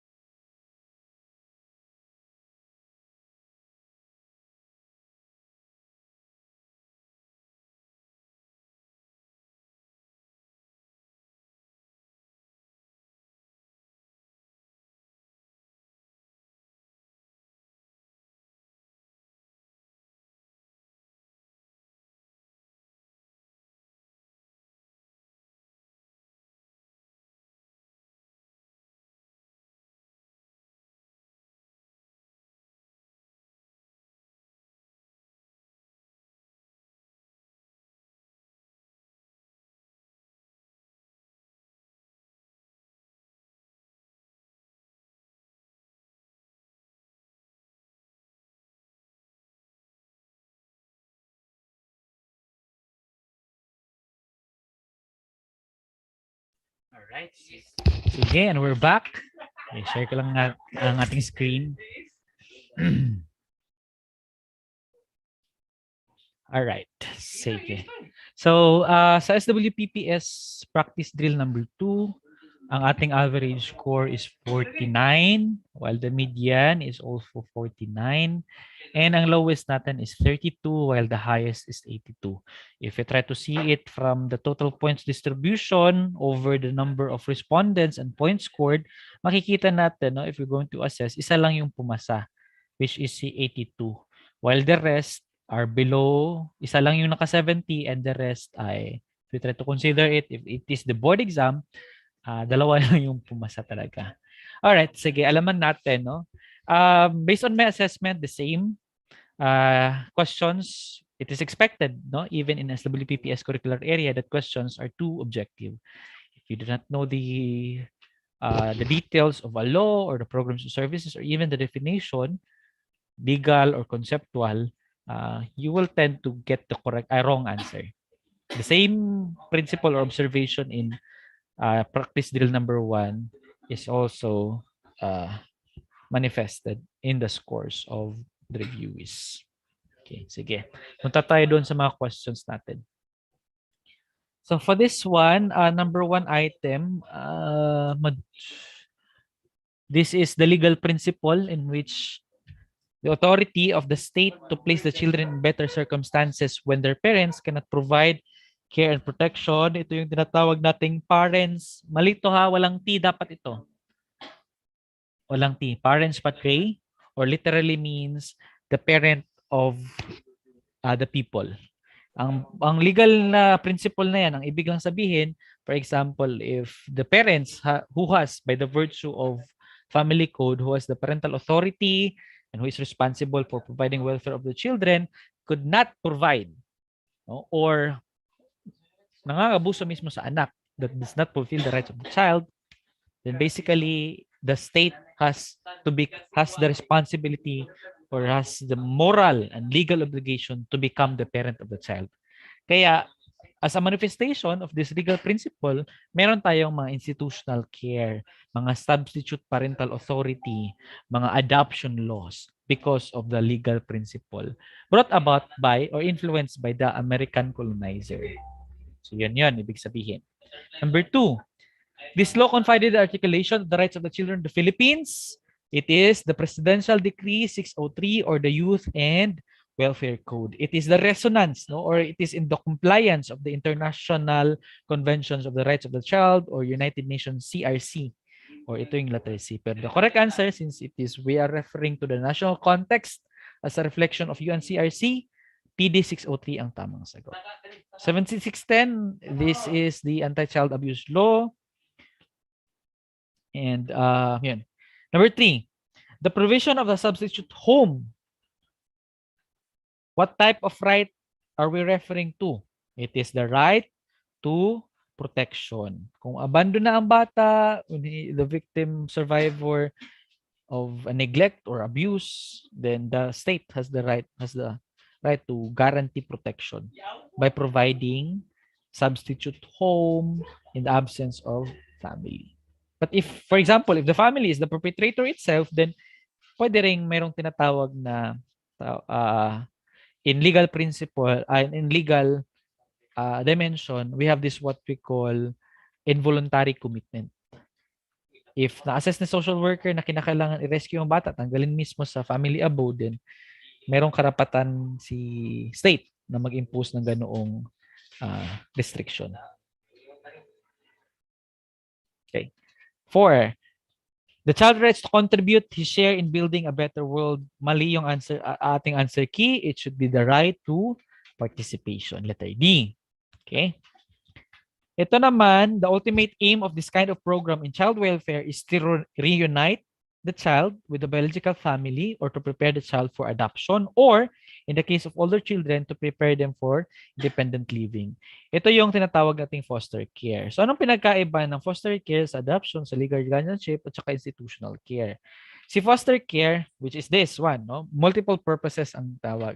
Ang allowed lang by the virtue of domestic adoption law na magkaroon ng or recognized by the law na mag-provide ng foster care ay yung foster family. Kinakailangan mag-apply ka pa niyan kasi meron pang seminars and other orientation that you need to equip yourself as a family to provide the rights of the child that you are about to,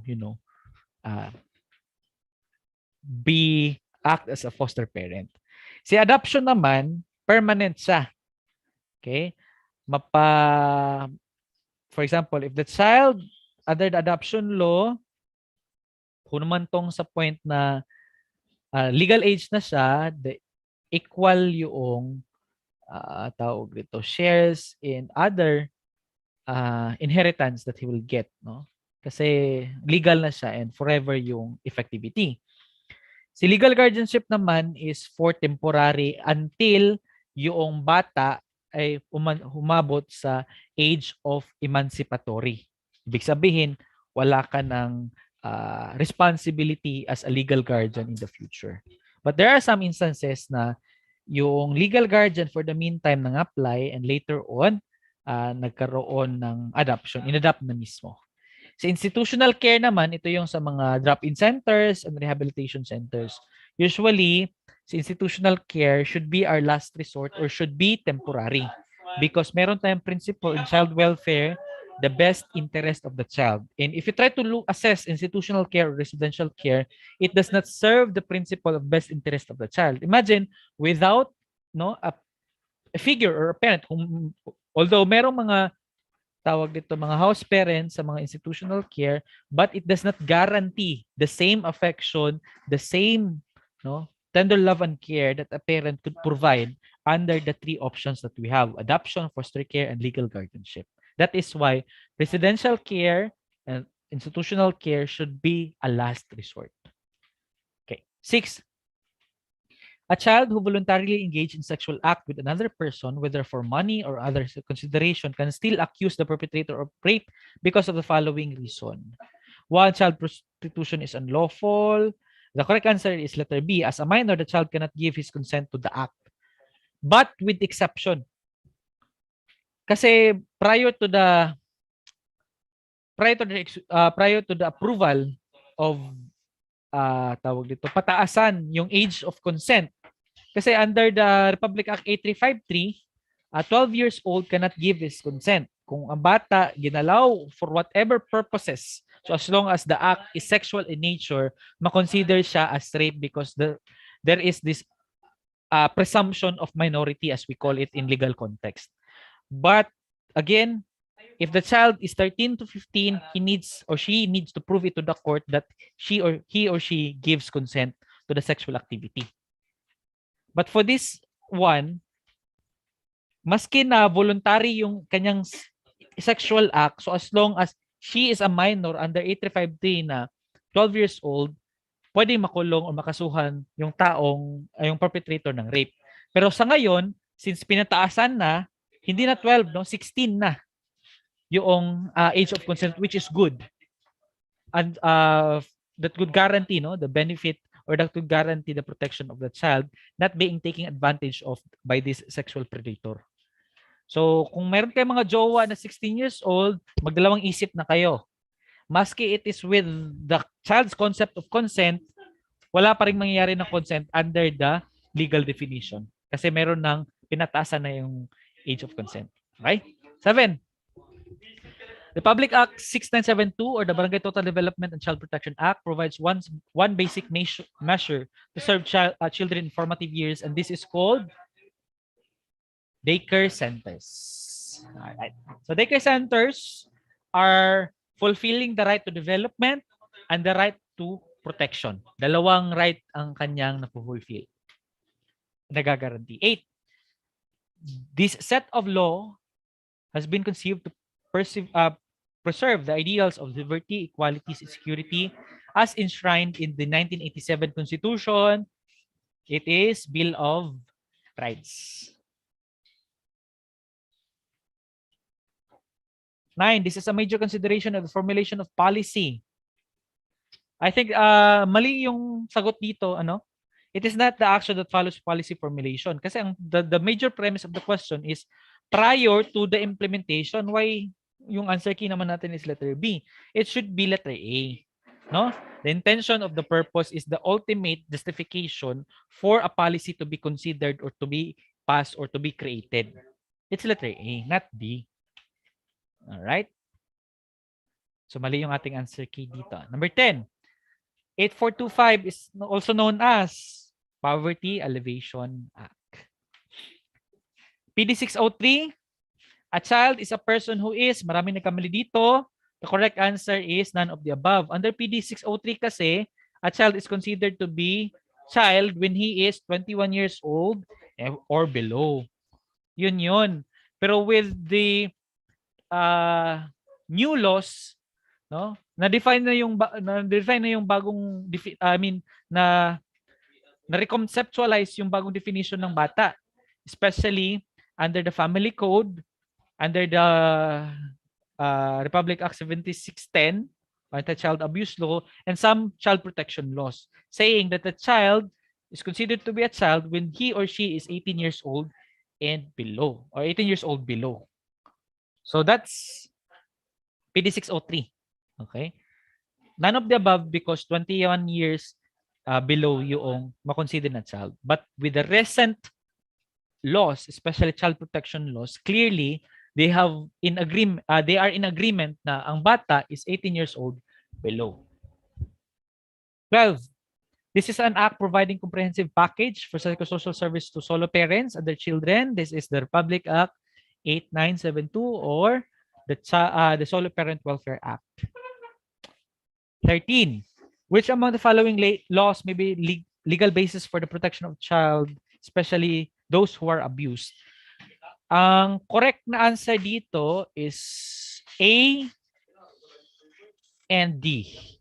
Since walang option na A and D, tama ay bonus na ito. Pero dapat ang answer is A and D. A because UNCRC is the overarching, no, international framework na pinafollow ng ibang countries in crafting their child protection laws. Okay. Republic Act 7160 is not the anti-child abuse law. It was in fact the local government code. Medyo mako-confuse ka no sa Republic Act 7160 at Republic Act 7610. Basta ang 7160 local government code, 7610 anti-child abuse law. Republic Act 9444, although child protection siya, but the question is referring to those who are abused, not the perpetrator. 9444 kasi focus siya doon sa perpetrator, although protection pa rin siya, but not specific to the abuse. Okay? And Republic Act 9262, VAUC, that includes children's welfare. So dapat ang tamang sagot dito is A and D. So bonus na lang. Okay? May nagsabi dito, anong number ito, Ma'am Miriam? Foster care po ba ang tamang answer sa number 5? Balikan natin. Oo, tama. Foster care. Letter B. Sige. Ngayon ko lang napansin yung chat.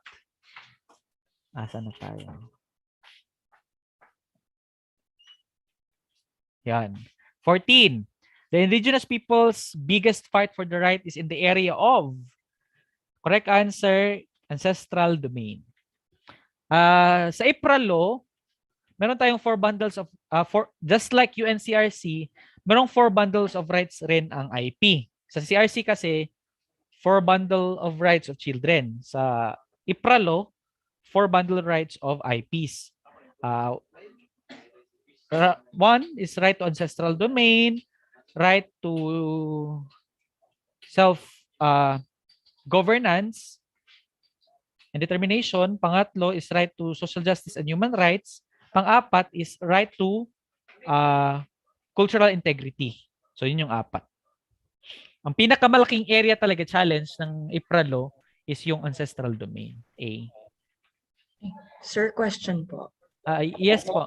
Opo. Sir, bali ito po ba ay based doon sa IPRA or based sa mga recent na studies po na ang biggest fight is ancestral domain? You can have it either of the two. But since we are in SWPPS area, pag pag pwede natin basihan talaga is yung batas. Kasi kung titingnan natin yung pagkaka-order, sabi ko nga, kung magbabasa kayo, make sure na kung ito ay naka-numeric, ibig sabihin, kung ito ang pinakauna na naka-enlist as number 1, ito yung may pinakamalaking issue, pinaka-importante. Secondary, tertiary na lang yung iba pang rights. So kung ganyan yung ating frame of analysis, pwede natin basahan ang batas. But if ang basehan din naman natin is yung recent issue, pwede naman din yung ancestral domain. Like for example, like what they did, I don't know if familiar kayo sa case ng Kasiguran tribe. Yung na-document, yung the March to Progress na document ata ng ni international media, si Al Jazeera. The Kasiguran tribe in the political domain of the Angara, yung APECO, Asia Pacific Economic Zone, na-violate yung right to ancestral domain, the right of FPIC or free prior informed consent. Narinig niyo ba yung issue na yan? So, yun. If magbabase yan sa present issue, ancestral domain. Pero yun nga, sabi ko, nakabase din siya sa context. You can have it either the two, pero kung, yun nga, sabi ko, if under SWPPS siya, mas mainam na pagbasehan mo yung batas. Pero kung under HBSE siya, mas mainam na pagbasihan mo yung present issue. Under Philippine Social Realities kasi, ang Philippine Social Realities and Social Welfare kasi na subject is under HBSE. But then again, cross-cutting kasi yung mga curricular areas ngayon.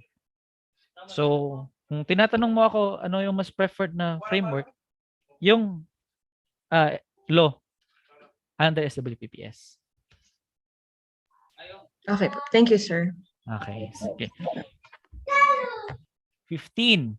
Republic Act 8371 created ito yung IPRA Law, National Commission on Indigenous People or NCIP. 16. Solo parent with responsibility of parenthood as defined by the law does not include hindi kasali dito yung AFW spouse with contact of spouse abroad. Ang kasali lang, I think may 10 na classification yung solo parents. Isa dyan yung widower, isa yung mga unwed mother, physical incapacity of the spouse as given by or as prescribed or as validated by medical practitioner. I think yung iba, if my memory serves me right, kapag nakulong yung kanyang asawa or partner ng at least 1 taon, pwede siyang maging considered by the law as as solo parent. Ano pa ba yung iba? Meron akong copy nito, may kodigo ako. Kapag any person or any other person pwedeng maging solo parent, so as long as he solely provide for the parental and support to a child or children. Pwede din yun. Or pwede din maging solo parent si lola. Kasi any family member who assumes the responsibility of the head of the family, pwede siyang maging solo parent. So as long as yung biological parent ay namatay or prolong yung absence as being a parent or inabandon na mismo yung kanilang responsibility. Any family member, pwedeng bunsong kapatid, tita, tito, pwedeng maging solo parent. Any person na solely nag-provide, pwede din yun. Ano pa ba? Yun nga, namatay or na-abandon na for at least 1 year or nakulong. Ano pa ba? Yung mga biktima ng rape, pwede din yun. Pero basta may minor, ano po, sir? Basta child. And under Solo Parent Welfare Act, ang child is defined as 18 years old and below. So yan. Kaso ang iba kasi pag sinasabing solo parent, ang automatic na iisip is yung mga unwed mothers. But the law, meron siyang 10 classification of solo parents. Alright. Saan na yun? Wait. Okay. 17. Children in entertainment industry need to get a working permit from Ito, maraming nagkamali dito. Ang tamang sagot ay dole. Si DSWD kasi, I think ang specific issuance na about children is yung kapag ang bata ay nagta-travel abroad, kinakailangan ka muna kumuha ng isang certificate proving that you are the parent or that you are a relative of the child under the anti-human trafficking law para maiwasan yan. Sa DSWD ka, travel permit ang tawag dyan, especially abroad. Si MTRCB naman, hindi siya kasali kasi I think Movies and Television Review Classification Board. Siya lang yung nag-determine if this movie is rated PG para patnumay ng gabay ng magulang, etc. etc. Makaka-classify if it is appropriate for a minor to watch this or with a parent's guidance. Yun yung purpose. Not from DOJ as well. Okay? 18. An articulation of a policy is what we call policy statement. Pero pag sinabi naman nating policy decision, it is a conscious act made by officer, organization that authorize or give direction to a policy or action. Usually, policy decision, if it is a private institution, si board of directors. So, hindi po ibig sabihin na if pagbabasehan naman natin yung Social Welfare Administration na subject, si board of directors talaga ang pinaka-powerful kasi siya yung policy making body. Si COO or si CEO, taga-implement lang whatever decision of the board or si director paman dyan. Pero sa under the public office, si policy decision ay may ang tatlong branches of the government, no? Meron talagang power kasi merong ibang executive branch na semi-judicial office. Like itong bagong naipasa na batas, 'di ba? Yung easing the adoption process or nag-create siya ng NACC or National Adoption Coordinating Council, which is a quasi-judicial executive office na pwede siyang mag-release ng mag-release or pwede siyang mag-settle ng case of adoption. So in that way, yun, semi-judicial yung ating. So it has a policy decision pa rin. Even in the court, no, meron silang rules of the court, isa-cite yung mga interpretation ng court, and even the executive body has its own way of interpreting the law, and it's up to the tawag dito. It's up to the court to interpret whether the action of the executive, yun yung tinatawag nating three branches of the government checks and balances. Okay, let's proceed. 20. Claims made upon people of authority by stakeholders in order for them to do something in response to some human need problem. This is what we call policy demand. So all of these things, no, are interconnected from one another. Sometimes policy demand, kung titingnan natin, may come from the community, from, for example, through a specific issue. It may come also through our representative in the Congress, in the upper house and lower house. Policy demand may also come from the executive, or policy demand might also come from the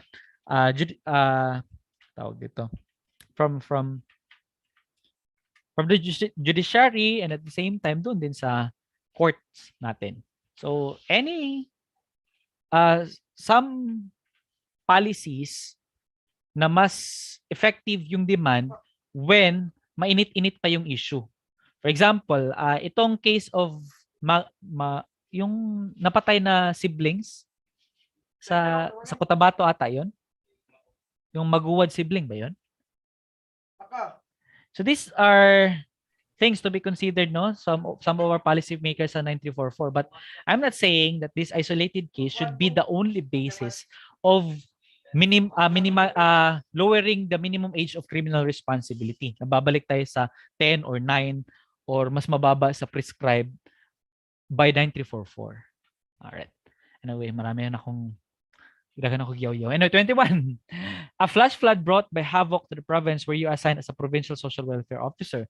The first thing that you should do is, mali ang answer key, dapat, ang una mong gagawin is to conduct an assessment on the extent of disaster before you could conduct a CISD and the debriefing and before you could call for a meeting of stakeholders.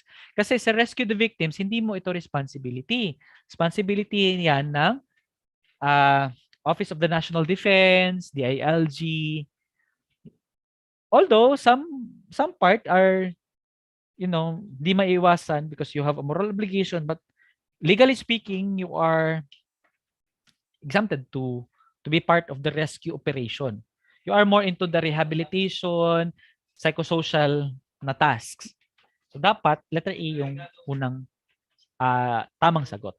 Mali yung ating answer key. 22. The social legal process of providing permanent family to a child, that is adoption. Basta permanent, automatically adoption. Whose parents have voluntarily or involuntarily relinquished parental authority. 23. This signifies the state's first official acknowledgement of child existence. Our answer key says registration, and I think it is also the correct answer. Yun yung nagiging problema, no? There are some children na lumaki na walang tawag dito, birth certificate, and I think, and this is one of the rights as enshrined under the PD 603 to have a name and nationality. 24. The act of providing for the elimination of the worst form of child labor is Republic Act 9231. The Free Public Secondary Education Act of 1998 is Republic Act 6655. These questions are questions that I don't like. No? Tinatanong yung number. Hay nako. I don't know if you can relate with me, but that's my problem. That was one of my problem when I was taking the board exam, preparing the board exam, and even until now that I am teaching. Number, place, time, event, people. Hay nako. 26. The following are components of adoption. Which one is not? Ang tamang sagot dito, as the correct answer is C. The right of the adopter and adoptee to be legal and compulsory heirs of each other. Walang sinabi na batas na magkakaroon ng compulsory heirs, not unless the domestic adoption law states that not unless if merong will, no? Kanang yung mga last will statement or testament, not unless merong ganyan, then that should be the governing law that should be followed. But if sinabi lang plain na ganito, the right of adopter and adoptee to be legal and compulsory heirs of each other, not otherwise, dapat mayroon dugtong ito na merong last will testament na mga ganyang mga yun nga, mayroong mga dokumento, then that will be the governing law over this one. So hindi kasali ito. A, B, and D are parts or components of adoption. 27.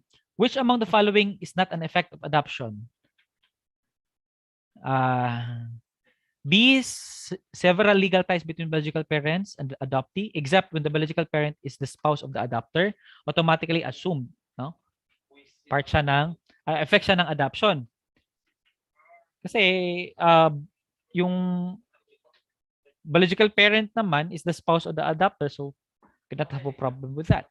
Letter C naman, give the adopter and adoptee the reciprocal rights and obligation arising from the relationship of parent and child. That is also correct. And deemed the adoptee as a legitimate child of the adoptee. That's also correct. Ito kasi yung finalization of adoption and termination of service with the issuance of final decree of adoption and amended birth certificate, it does not mean tapos na ang adoption process.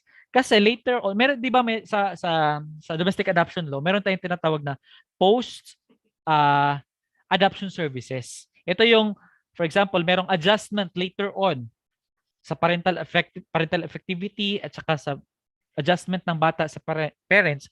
Hindi ibig sabihin nakapag-provide na, nakapag-amend na ng birth certificate, tapos na yung service ni social worker as a case manager.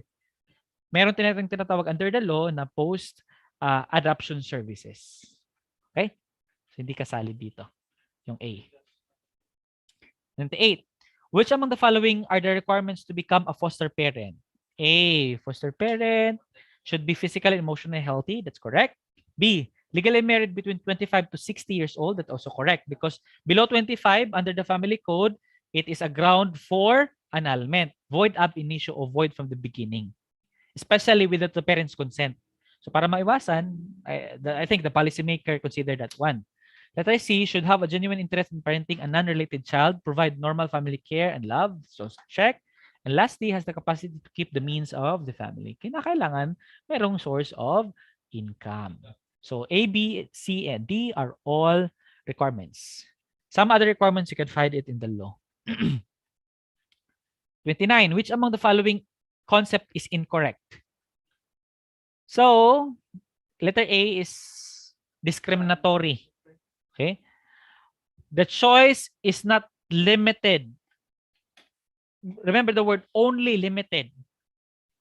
Okay? Only limited to sex, age, and physical appearance of the child. Foster parenting is non-discriminatory. Not unlike adoption. Okay? Not unlike adoption na discriminatory, somehow discriminatory kasi meron tinatawag na matching. Yung matching na process is after case study, ima-match pa yan no, ni social worker. Somehow, ang physical aspect ng bata. Kasi what if ang bata is napakalayo ng physical appearance doon sa adopter. So mayroong mataas talaga yung tendency na yung bata ay mabubuli. So isa siya sa mga minor consideration, although minor lang, but it is a element of such discriminatory practice. Okay? So B, C, and D are all correct concept about foster care and adoption. Oh, for example, B, child is selected and matched on the basis of the capacity of the child to benefit from the resources of the family. That's correct. C, in foster care, a family should be provided information of the child, a picture, and medical report. That is also correct. And D, in adoption, the adoptive families go through a process of application up until finalization of child adoption under the auspices of the DSWD or licensed child placing agency. For this one, since sa bagong batas, nakalimutan ko talaga yung RA number, sorry. Pero meron na tayong batas na ang jurisdiction, lahat ng adoption ay hindi na sa DSWD main, kundi nagkaroon siya ng isang separate na institution, the NACC, under the Office of the President na siya. No, lahat ng adoptive, about child protection na in terms of adoption, mapa-domestic or inter-country pa yan. 30. In this type of adoption, the biological parent make a direct placement of the child to a member of their extended family with whom they relinquish their authority. In the Philippines, meron tayong tatlong type of adoption.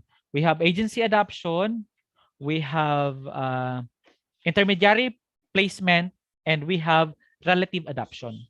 So agency adoption, usually, for example, si parent, hindi niya na mabuhay yung kanyang family, surrender niya sa DSWD, pwedeng ganun. So as long as mag-sign siya ng voluntary commitment, saying that whatever happens to the child in the near future, he is no longer legally and morally obliged, no, or whatsoever, wala na siyang karapatan sa bata kasi na-surrender din siya, agency adoption tawag. Intermediary placement naman, for example, mga ninong or ninang or kakilala or friends, doon na na-relinquish yung parental authority, not from a relative. Intermediary placement ang tawag doon, or intermediary adoption. Relative adoption naman ang tawag if you relinquish your parental authority to the relative or nearby relatives. So, yan. Sir, tanong, Yes po. yung relative adoption ba, kailangan pa rin po siyang dumaan sa process sa DSWD? Kapag hindi na, si agency adoption lang ang dadaan sa process ng DSWD. Sa intermediary, sa relative adoption, sa family court na siya, ang family court ang magpo-process niyan. Salamat po. Okay. So again, si intermediary relative adoption hindi na dadaan sa case management process, kundi ang Sir, pagdadaanan niya is legal process na mismo. Yes. Sir, pag ba nakasign na yung biological parents ng yung ganun yun kasi i-surrender niya sa agency yung bata, hindi niya na pwede bawiin ulit even daw na kahit makakaano na siya, like may capacity na siyang makabuhay ng anak niya. Yes. Ang legal document of voluntary commitment, regardless of what the future holds, it still hold uh, the same idea that you are relinquishing your parental authority. Kasi maraming mga cases na ganyan. Kaya nga, before a parent will relinquish his or her parental authority, dadaan pa siya sa case management process or helping process, or dadaan pa siya ng ilang series of counseling ni social worker na nagmamanage ng case. Explaining to him, the pros and cons of the decision of relinquishing the parental authority. Kasi in the future, hindi natin alam. But since the law assume na tapos ka na ma-counseling ni social worker with regards to your voluntary commitment, then basically, kahit anong gawin mo in the near future, hindi mo na makukuha yung parental authority na kinukuha mo. Kaya, if ever magdalawang isip ka pa, wag ka munang, dumaan dyan sa voluntary commitment na tinatawag natin. Okay? Thank you, Isa sir. din sa mga case ng adoption, no, meron tayong tinatawag na mga foundling. Ito yung mga tawag nito, involuntary committed child.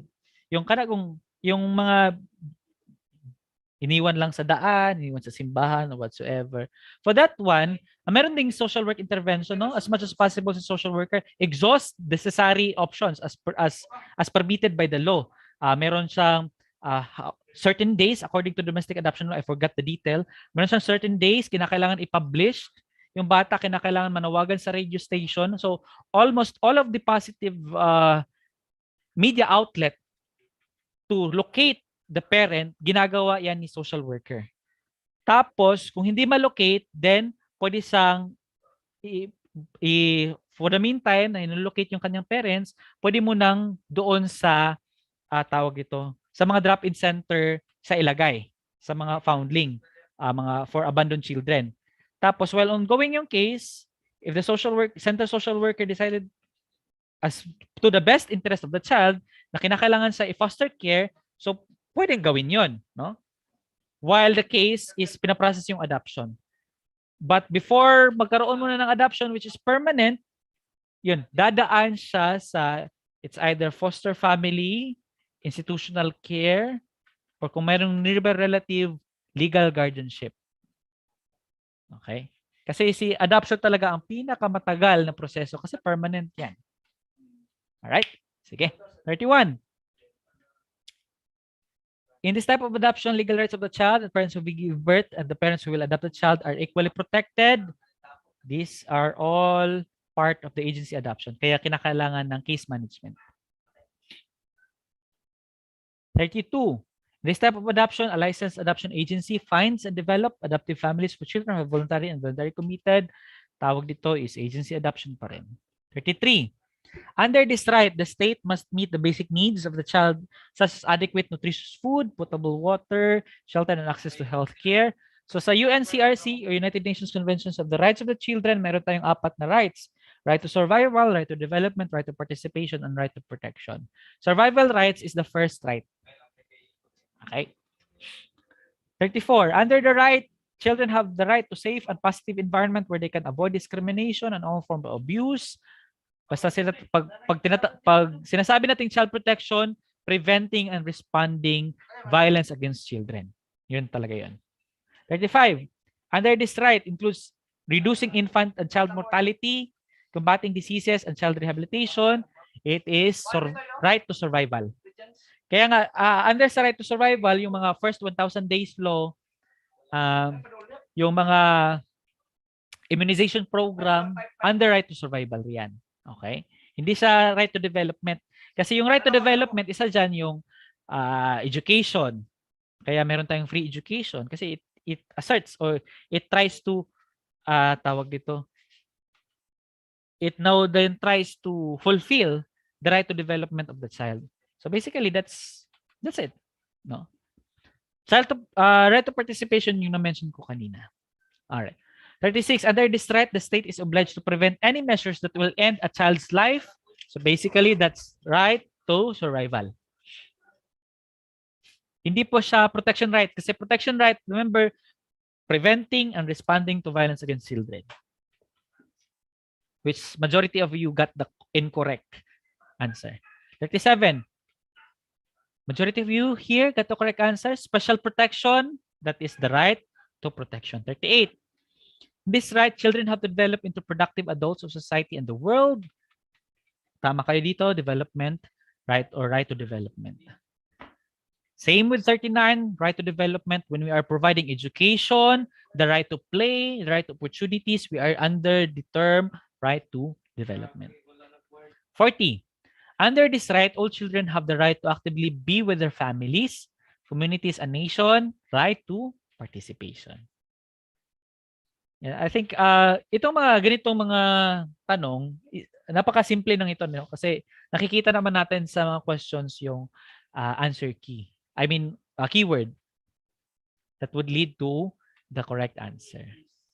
For this one, states are required to create an environment conducive, ensuring maximum extent possible for survival and development. The child, including physical and other dimensions of development, right to development pa rin. Under the Universal Declaration of Human Rights and United Nations Conventions of the Rights of the Children, all children have worth and dignity. 44. It is the national agency responsible for affairs concerning children. It is the CWC, or Council for the Welfare of Children. It is under the Office of the President, not under the DSWD. All right. See, Children's Fund or United Nations Children's Fund, UNICEF, international NGO man ito. And Hbse naman is another agency combating poverty. 45. It is an agency that implements anti-poverty programs of the President. Hbse, National Anti-Poverty Commission. 46. In the Philippine context, which among the following factors are critical to understanding continuing cycle of abuse? 1. Inadequate service and resources to children. 2. Values, attitude, practices that lead to contribute to the abuse. 3.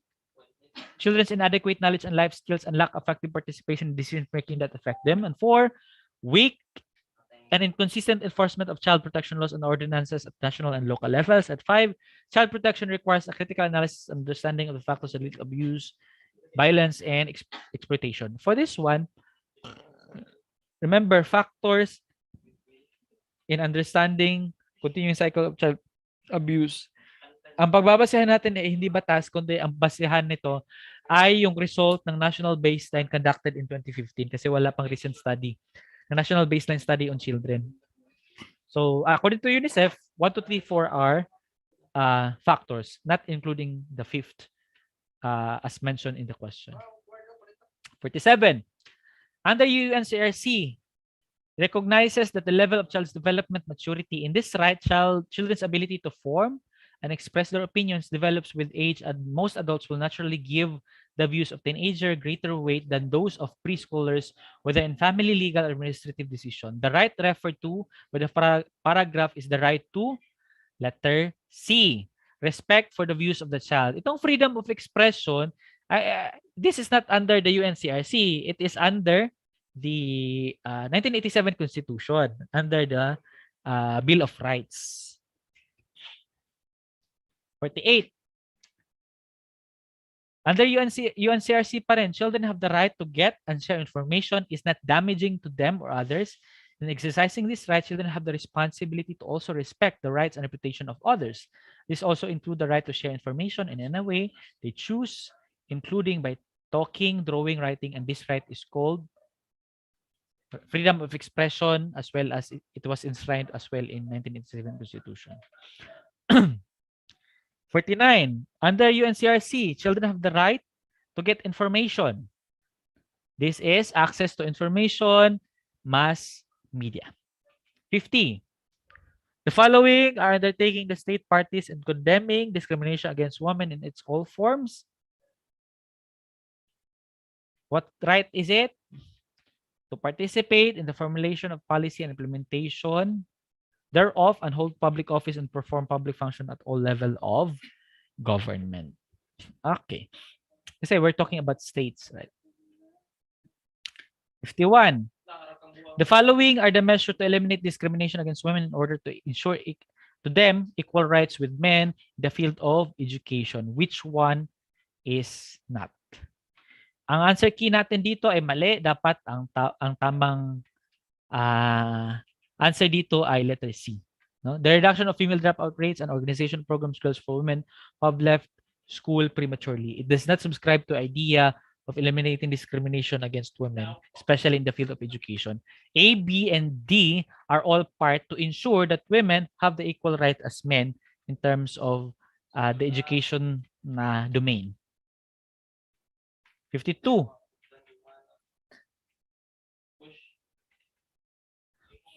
Which agency is mandated by a law with the assistance of the National Commission on the Role of Filipino Women, which shall ensure that the different government department, including its agencies and instrumentalities, which directly or indirectly affect the participation of women in national development and integration therein is the NEDA.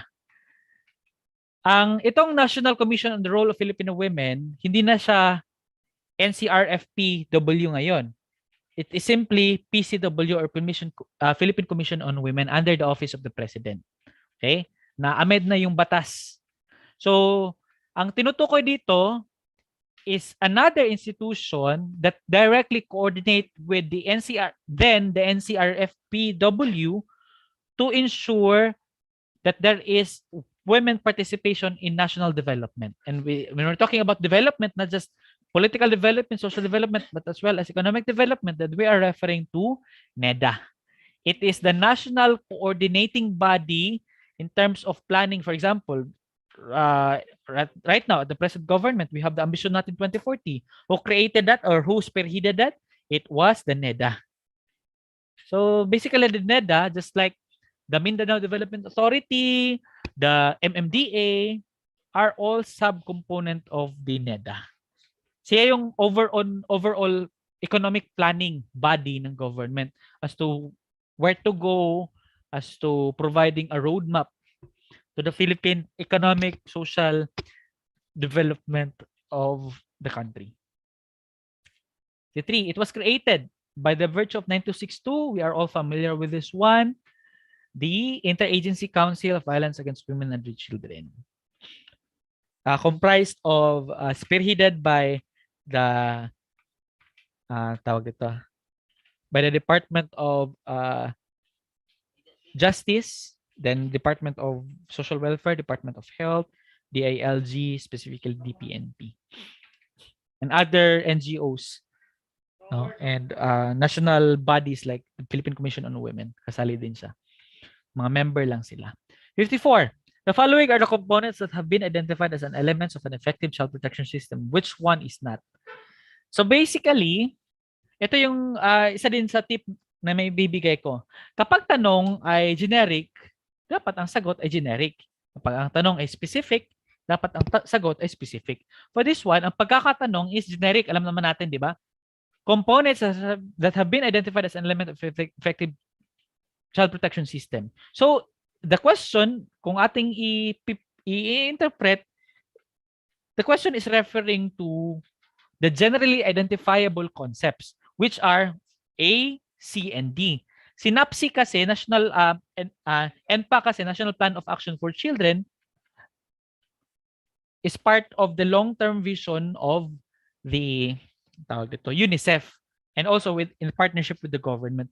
It is a concrete plan for which all of the policies, programs, and services are embedded. So, specific siya, which does not concur to the question that is being asked. So, yan, tip yon. If the question is generic, our answer should be generic. If the question is specific, our answer should be specific. 55. This agency is tasked to provide protection and assistance to persons who are traded and marketed. It is the Interagency Council Against Trafficking in Person, or AYACAT. 56. Provide skills. What agency does provide skills and entrepreneurial training to traffic persons? Kasali si TESDA sa AYACAT. So, siya yung nag-provide. 57. This agency conducts an operation. Ito, majority of you got the incorrect one, no? The one that that is a coordinating body in terms of international laws, international syndicate, and international crime is the Philippine Center for Transnational Crime. Actually, nag-exist siya. Si NBI, ang concern lang niya is the national concern or national investigations. But it is not connected with trafficking that particularly coordinates with the Interpol. Si Interpol kasi, kumbaga siya si European or international, no, United Nations coordinating law enforcement officer, especially in traffic, drug syndicate, and other international and transnational crimes. So ang counterpart natin dyan sa Interpol is the Philippine Center for Transnational Crime. 58. This agency coordinates poverty reduction programs with national and local governments and ensure that marginal sectors participate in government decision-making process. Ito si NAPSI. Ito just a general idea para sa mga ganito, mga commission, mga coordinating council. Kapag tinasabi natin mga National Economic Development Authority, mga commission, usually ang function, especially mga commission under the office of the president, sila yung mga harmonizing or coordinating body to ensure that the different departments such as DSWD, Department of Health, and even local government unit are implementing the national plan of action. Kasi sila yung nag-coordinate para walang tawag nito, para walang duplication of services, at the same time ensuring na lahat ng implementation at the lower level ng ating government is aligned to the national goal. Okay? 59. This agency acts as a coordinating advisory body that exercises oversight on function implementation of social reform agenda or SRA and ensures that incorporated into the formulation of the national, regional, sub-regional, and local development plans. It is the NAPSI. Si Hbse, basically, housing and urban development. NHA, baka malito kayo sa NHA tsaka si Hbse ha. Si Hbse, ang focus niya is, for example, yung mga na-displaced ng mga informal settlers, siya yun. Si National Housing Authority, ang focus lang siya, without discrimination, is mapatayo yung mga bahay. Si Hbse, ang concern niya is yung mga urban poor who were displaced by the virtue of informal settlement. Si PCUP naman, not just the housing in itself, but the overall welfare. Okay? Overall welfare of the urban poor. So, yun yung pinagkaiba ng apat na to. 60. Throughout the life cycle of a child, he or she needs parental care, support, caring or nurturing family environment. This principle is equivalent to the following child's right. Which one is not? Letter D. To be born healthy, well, and wanted. Ang controversial na statement dito is tawag dito, the wanted statement, which somehow majority of you did not correct. I did not got the correct answer. Okay. 61. During infancy or from birth up to 24 months, the child is dependent on parents, especially the mother, for love, nutrition, and stimulation. A loving, nurturing, and supportive parent is needed for survival and development of the child. This principle is equivalent to which of the following rights? The correct answer is letter C. Itong ano kasi, letter A, which majority of you answered, to have a normal fetal development in the womb. So, not from infancy up until 24 months. So basically, from during that time of the mother conceived the child. Not during the time that she gave birth. Kasi first, from infancy to 24 months, ang focus niyan is the immunization. So part siya ng the right to survival. 62. During the early childhood, child explores the environment of the home and develops interpersonal and socialization skills. Psychomotor development occurs. In this context, which among the following are the rights afforded in this stage? Itong mga rights na ito, makikita ito sa PD 603. or Child and Youth Welfare Code, no? So basically, kasali dito yung to experience early childhood care and stimulation of development and to avail free micronutrient supplement. Ito kasing 1 and 4, this is not afforded in the early childhood but during infancy. Okay? 63. The following laws strengthen families and safeguard children's rights. Which one is not? The correct answer is letter D. Because 7160 is the local government code. Ang Republic Act 7610, ito yung Anti-Child Abuse Law. 64. The following laws provide the rights of the child to health and nutrition. Which one is not? It is the Republic Act number 6972. Ano pala itong 6972? Pati ako hindi ko rin alam. Daycare center po. Baker law. Ah, yon. Itong 7600, Breastfeeding. yon. 8172, Salt. Iodized salt. iodized salt. Republic Act 1082. Manolo Port National High School. Ay, correct. Nag-research talaga. So, letter A yung tamang sagot. Alright. 65. The following laws recognizes the right of the children to participation. Which one is not?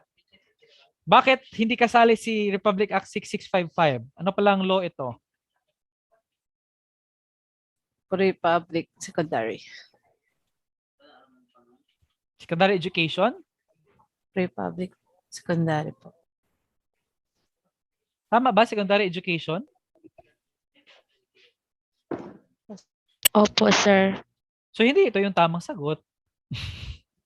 Republic Act 6655. Kasi, no. Republic Act 6655 is under the right to development. Which education, yun. Education, since education is development, then hindi siya under 665. Hindi siya dapat mabilong sa right of participation, kundi si 6655 dapat right to development. Kung secondary education. Kasi secondary education siya. 66. This is an act allowing the legitimate children to use the surname of their father. It is the Republic Act 9255. Ano para ang Republic Act 9255? The illegitimate children can use his last name of his father, his or her father. Correct. Pero ngayon, in the context of strength perspective, but in the legal term, in the legal context, illegitimate children are still valid to use, no? But in the context of social welfare and strength, by also integrating strength perspective, we do not use any more illegitimate children kasi pangit pakinggan, no? Degrading, and that does not, affirm the dignity of a child. Instead, we use the term we use the term Non-marital child. Non-marital child. Tama yun. 67. This act provides the full legal armor against producers, transmitters, sellers, and users of child pornography in whatever form. This is Republic Act 9775 or the Child pornography. Correct. Anti-child pornography law. 68. Which is the correct statement among the following? So, ang answer key natin, a child 15 years of age or under the time of the omission of the offense shall be exempt from criminal liability but shall be subjected to intervention or program. Tingnan natin, I think iisa-isahin natin kasi I think mali itong answer key. Letter B. A child 15 years of age or under at the time of the commission of the offense shall be exempt from criminal liability but shall be subjected to the diversion program. Tama itong letter B.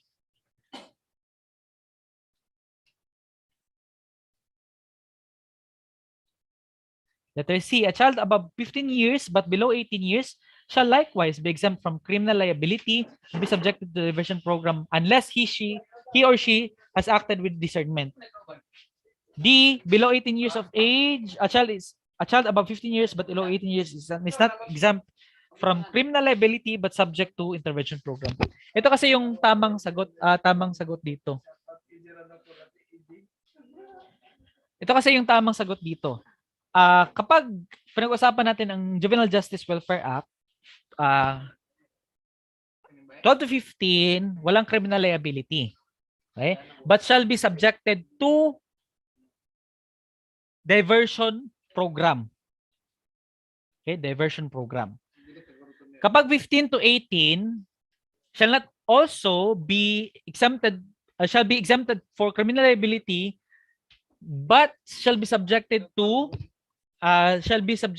diversion program given that he or she acted without discernment. Yun yung tama. So, ibig lang sabihin nito, ang correct statement dito, wait lang. Yes, sir. Letter B. A child 15 years of age under at the time of commission of this shall be exempt from criminal liability but shall be subjected to diversion program. Kasi itong A, ang term na ginamit is intervention program. Suppose it should be diversion program. Walang tinatawag tayong intervention program. It is diversion program, and within the diversion program of the JJWA, meron tayong interventions. Okay? Tapos, itong C naman, under the mention of shall be exempt from but shall be subjected. Wait.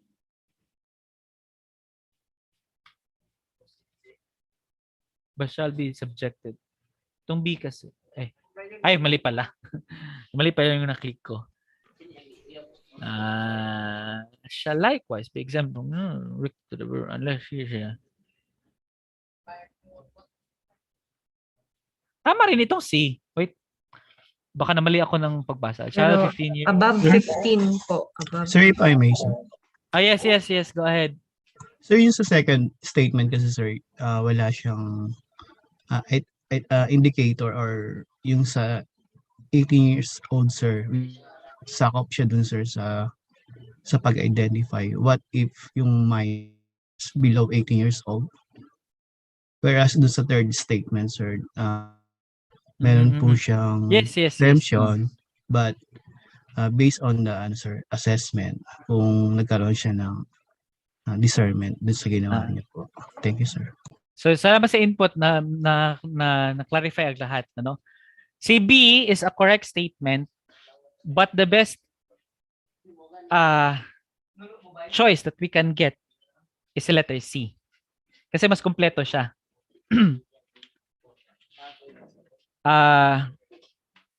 The child above 15 years but below 18 shall be likewise exempt from criminal liability and be subjected to the diversion program unless he or she has acted with discernment. Mas complete yung statement kasi with the insertion and with the emphasis of the age bracket of 15 to 18, which was tawag dito,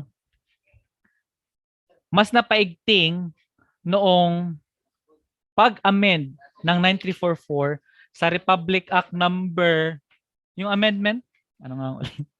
Number nun? Yung an act strengthening the Juvenile Justice Welfare Act, which focuses on this age bracket 15 to 18, which was the issue na bakit yung last 2018 naging controversy kasi, di ba, sa nababaan yung age of minimal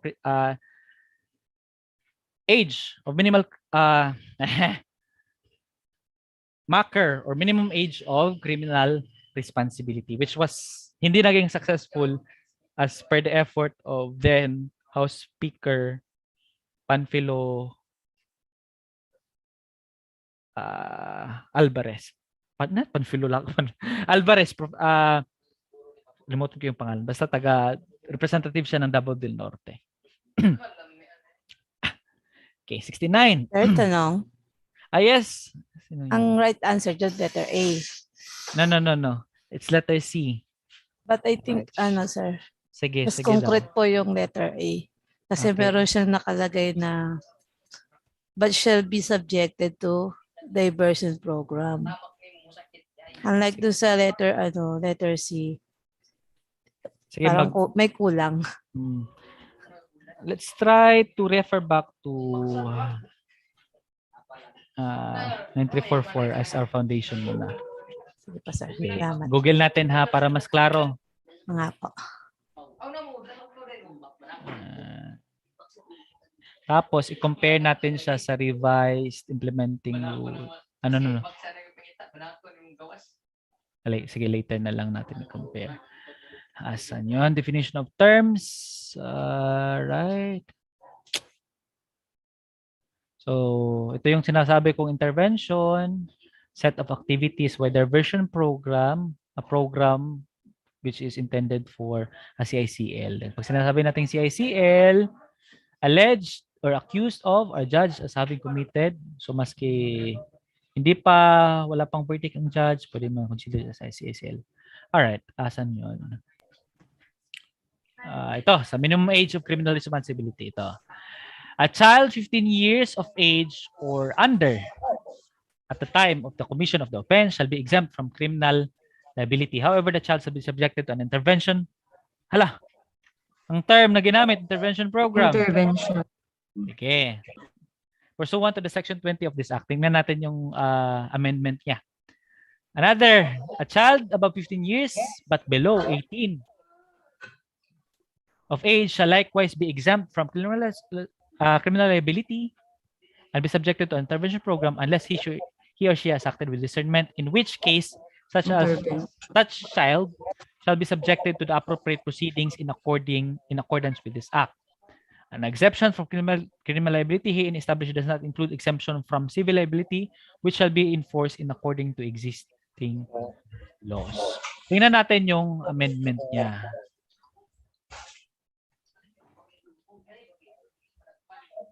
Wait lang. Strengthening.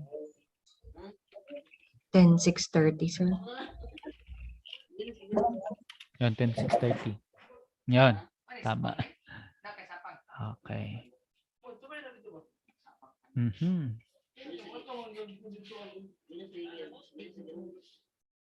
Ay, nito.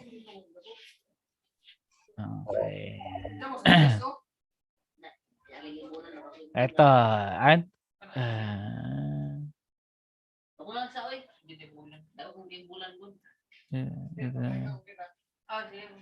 Restorative.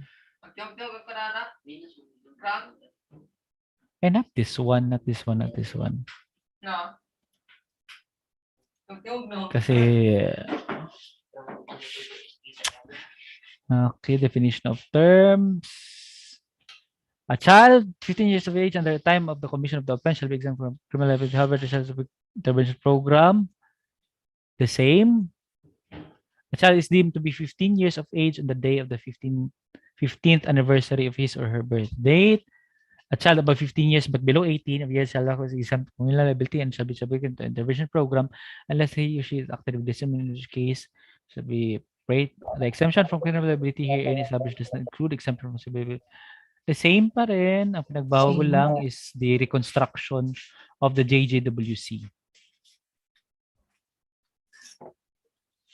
Okay.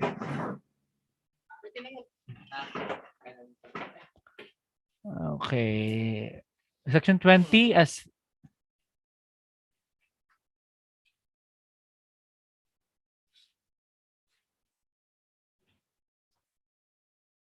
wait lang. Balikan natin yung ating test. All right.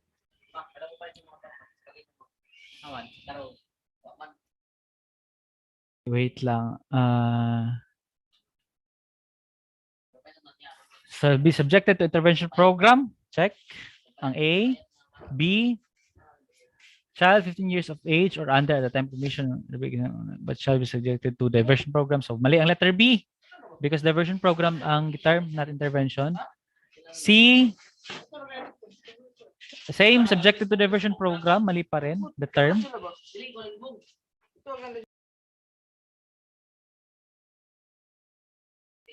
D. Diversion program. So it is settled then that the correct answer in terms of legality, terms that we use is letter A. Okay. Salamat, sir.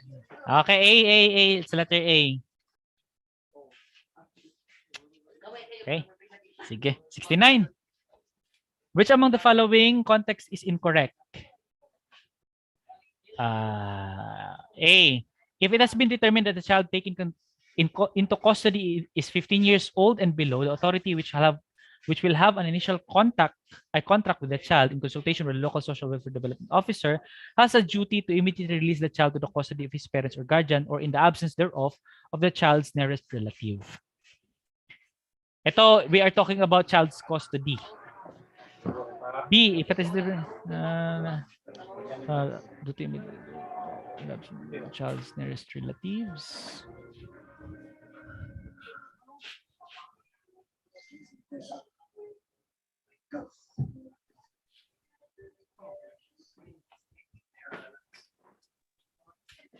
Okay. Nakita ko na ang mali dito. The correct answer, which is incorrect yung hinahanap natin, is letter B.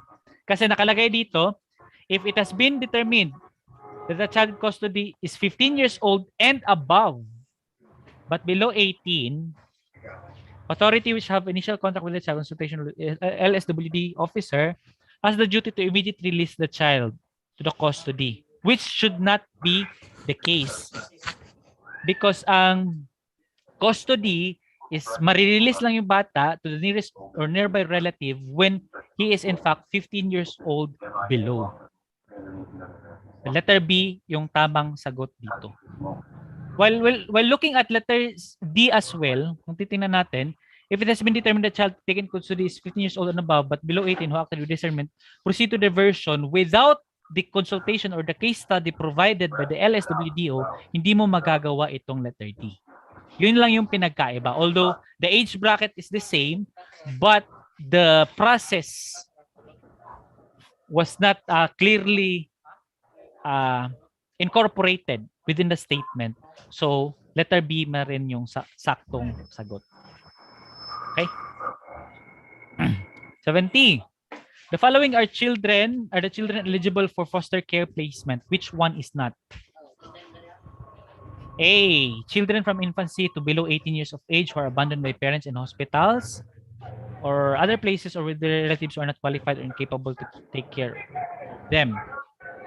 So, anong mali dito? Anong nakapamali sa tawag ito sa statement na ito? Yung ano? Age bracket.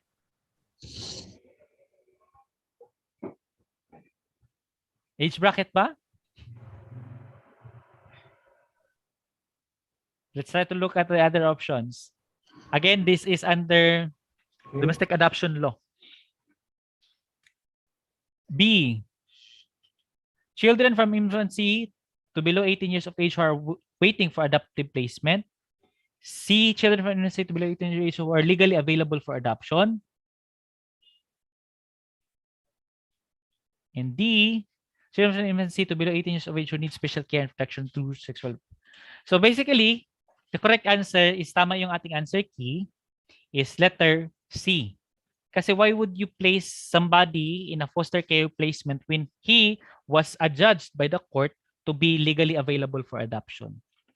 A, B, and C, A, B, and D are all requisites for foster care placement, while C is an exemption because it was adjudged, it was already decided by the court that the child is readily or legally available for adoption, not for foster care placement. But remember, before a child can be adjudged to be legally available for adoption, he or she must undergo one in a residential care facility or may be under tawag nito legal guardianship, not legal guardianship but foster care placement. Kasi si legal guardianship is until the child umabot sa age of majority or age of emancipation, which is 18 years old above. 71. Which among the following contexts is incorrect? A, foster families must demonstrate financial and emotional stability and should be at least 25 age, may either be married, widowed, or separated, or single. Tama yan. Because it does not discriminate the marital status. B, the prospective parents, foster parents should be in good health, emotionally stable, and physically fit. This is also correct. And D, foster parent can adopt their, their ata ito. Foster child or children. This is also correct. Pero itong letter B, foster families cannot choose the age, sex, and other information of the child they wish to foster because the paramount consideration is the best interest of the child. This does not necessarily, ito yung tinatawag nating in foster care, there's no such thing as discrimination because you know for a fact that foster care is for temporary, not unless otherwise you opt to adopt the foster child. Not kasi sa adoption, may make sure yun nga the element of matching to ensure compatibility of the adopter and adoptee. So ang exception lang dito is when the foster family wanted to adopt the foster child. 72. Which among the following are the functions of Hbse? A, ensure meaningful representation of the active participation of the basic sectors. This is correct. B, provide financial and non-financial incentives to the LGU with counterpart resources of the implementation of the programs. Kasi sometimes, si Hbse ang tagabigay ng mga award for those performing LGUs that is effective and efficient in approaching or resolving poverty situation in their local constituents. C, coordinate with local government units in the formulation of programs in respective areas in conformity with the Hbse agenda. That's correct. D, use community organization method by organizing. This one, letter D, hindi ito kasali for the fact that D is a specific function or specific method under social work. And remember, Hbse does not, Hbse does not necessarily use and even hire social worker in the implementation of its functions and responsibilities. So, hindi kasali si letter D. Kasi specific siya kang social work. Okay? 73. This law seeks to mainstream climate change in the formulation of the government policy by setting up a national framework strategy and program climate change. Public Act 9729. Ito, puro mga law na ito. This law was enacted to arrive at an effective air quality management program that will mitigate the worsening problem of air pollution in the country. The Public Act 8749. Garbage problem. The Public Act 9003 or I think makikita nyo ito sa mga tawag dito. Sa mga part, no? The Solid Waste Management Act. 76. This law guarantees free legal service to the poor provided by the competent and independent private counsel of his or her own choice. This is Republic Act 9999. Puro na ito number, nakakahilo. This law repealed the ECCD Act. It is Republic Act 10410. By instituting, no? Although sa ECCD nagkaroon ng mga daycare centers, but daycare centers were expanded, no? Not just promoting on education, but the total development and the first crucial development of the total well-being of the child during childhood, early childhood. 78. Which among the following circumstances where individual is qualified for probation? Okay. For this one naman, letter A, offenders is an 18 years old and above who are not disqualified by the law or the sentence. The only thing about a person who may be qualified for probation, kasi ang pinagkaiba ng probation sa parole, si parole are afforded to those who were sentenced, are those afforded of the sentence from arresto mayor up until reclusion perpetua. But if a probation lang is afforded to those, itong letter C, those offenders who are 18 years old and above or those sentenced to serve maximum term of imprisonment for not more than a maximum of 6 years. Above that, parole na ang pwedeng maging option. But parole, unlike probation, kinakailangan ng tawag dito, kinakailangan lang ng minimum time to prove that you are worthy for probation. Si parole kasi is afforded sa mga, yung talagang mga reclusion perpetua. Kasi there are two ways na hindi ka makulong for over 40 years kasi ang reclusion perpetua is 20 years plus 1 day up to 40 years kasi wala tayong capital punishment of death penalty. Ang mangyayari dyan, there are only two ways para mapawalang bisa yung, for example, 30 years or 40 years ka nahatulan. It could be either parole or presidential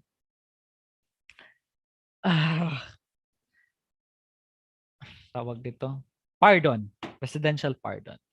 For example, the case of Trillanes, this was the case of mutiny, di ba? Or attempted, tawag dito, yun, mutiny, ang case, which is punishable under the revised penal code as reclusion perpetua, but he was pardoned by the late President Benigno Aquino. So, yun, napawalang bisa yung kaso. Usually, ang mga presidential pardon has something to do with politics. For example, the cases of CPP, NPA, NDF, mga ganun. All right, 79. In case of worst forms of child labor, who among the following may file a complaint? A, offended party. B, social worker representative. C, barangay chairperson. Or D, at least two concerned responsible citizen where child is residing or employed. For this one, unlike child abuse, itong worst form of child labor na law is not considered to be a public crime. Ibig sabihin, pag sinasabi natin public crime, there should be at least two concerned responsible citizen na pwedeng mag-report or who may file a complaint. Unlike those one, it is not a public crime since it is limited to this, not just 3, but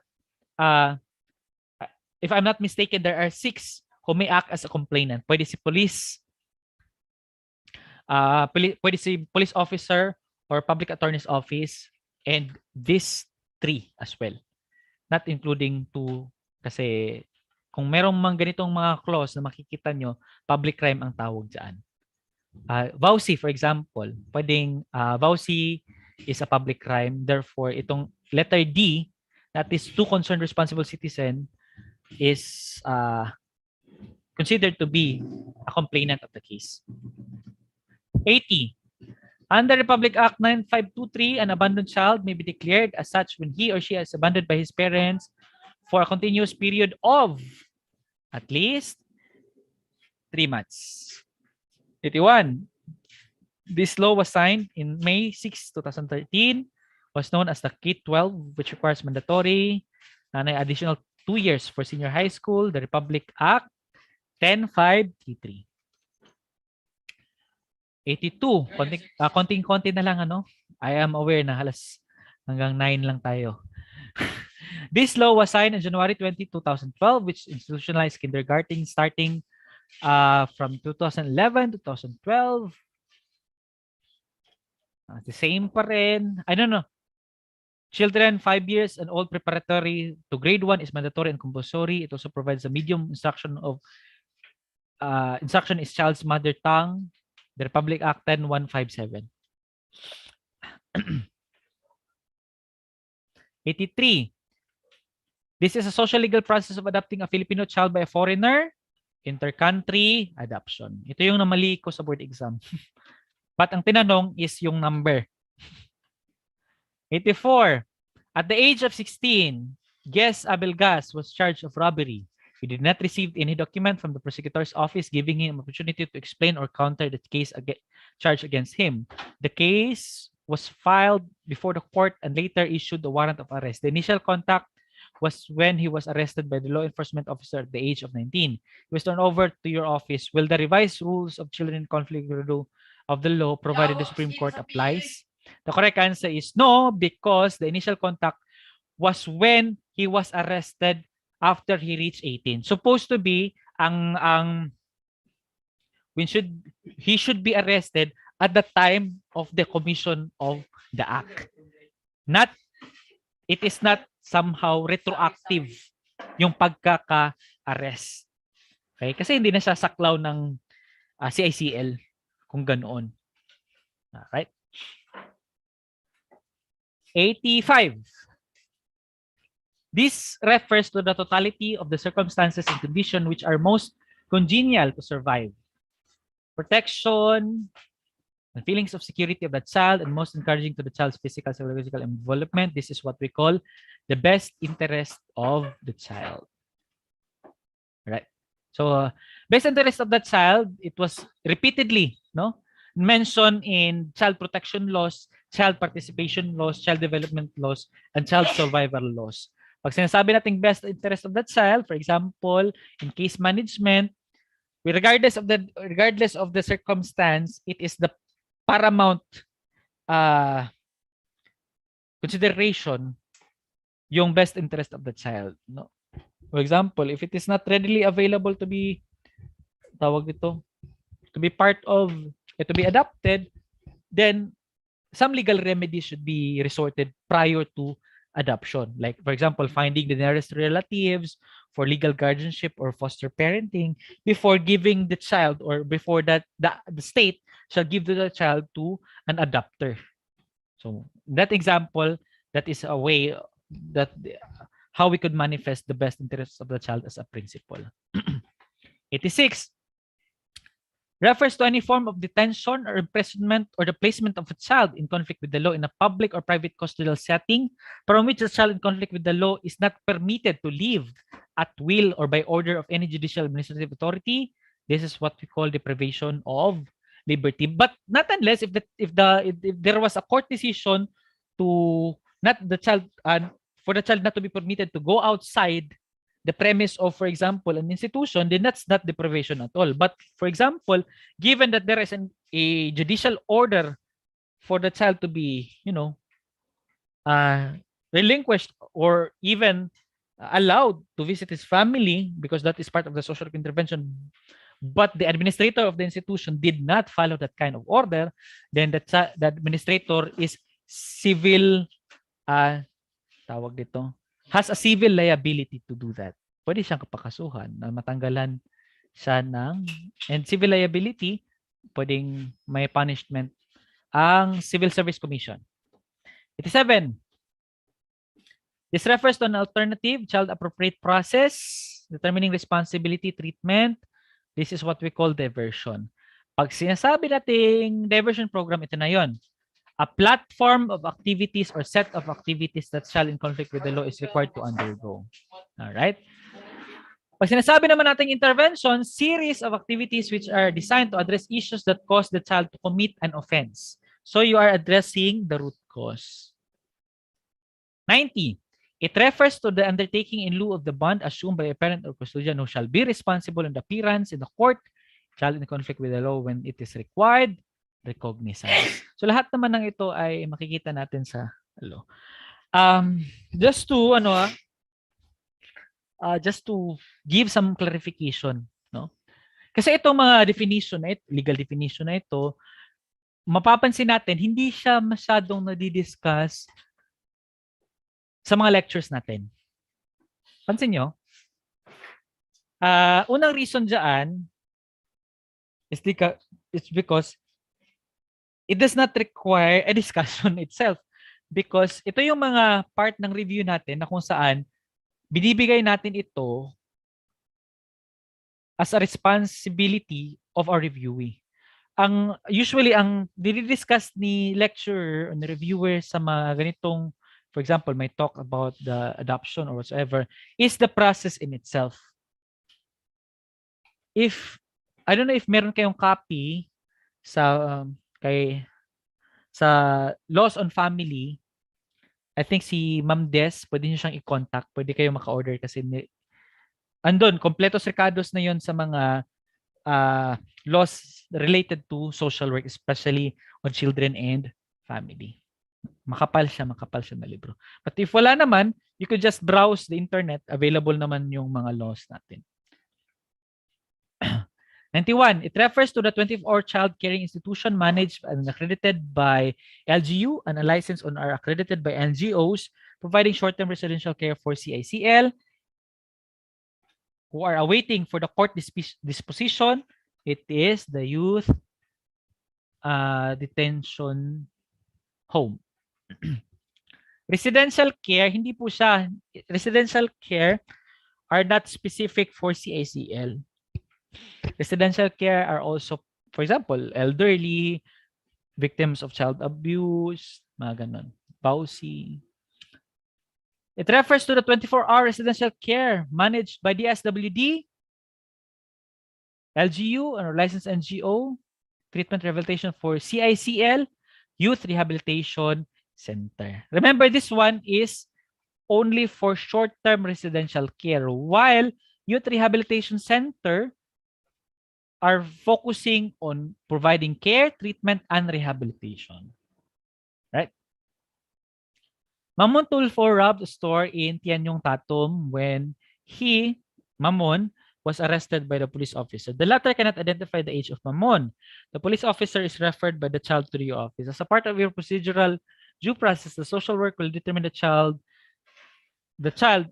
age of the child. Under Republic 344, children will determine the following except child birth certificate, child baptismal certificate, physical appearance of the child. The correct answer, mali yung ating answer key, letter D dapat. Hindi siya dental age assessment kasi dental age assessment is kasali. Now, for example, in the absence of birth certificate or baptismal certificate and other certification that could prove the age of that child, pwede siyang i-refer kasi yung ating teeth would determine the age of the child in the absence of this. Pero kung meron naman, pwedeng ganun. Si physical appearance, ito yun. Kasi meron naman talaga mga bata na medyo nasistress sa life, nagmumukhang matanda, especially those who were, part of the child labor or part of the hardships of life. Talagang magmumukhang mature. In that way, by the law, hindi siya kasali. Excuse me, sir. Yes. Yung answer ko sana dito is physical appearance po, sir. Pero mali siya kay dental age assessment. Pero pag search ko po sa RA 9344, hindi po naka-include ang dental age po. Tingnan natin, ha? Kasi the last time... sige. Wait lang. Dental age. Wala talaga mahanap dental age.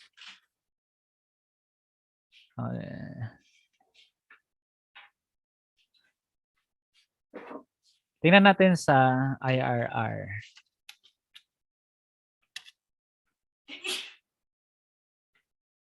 Of RRA 9344. Kasi it was popular among social workers. Dental. Ito.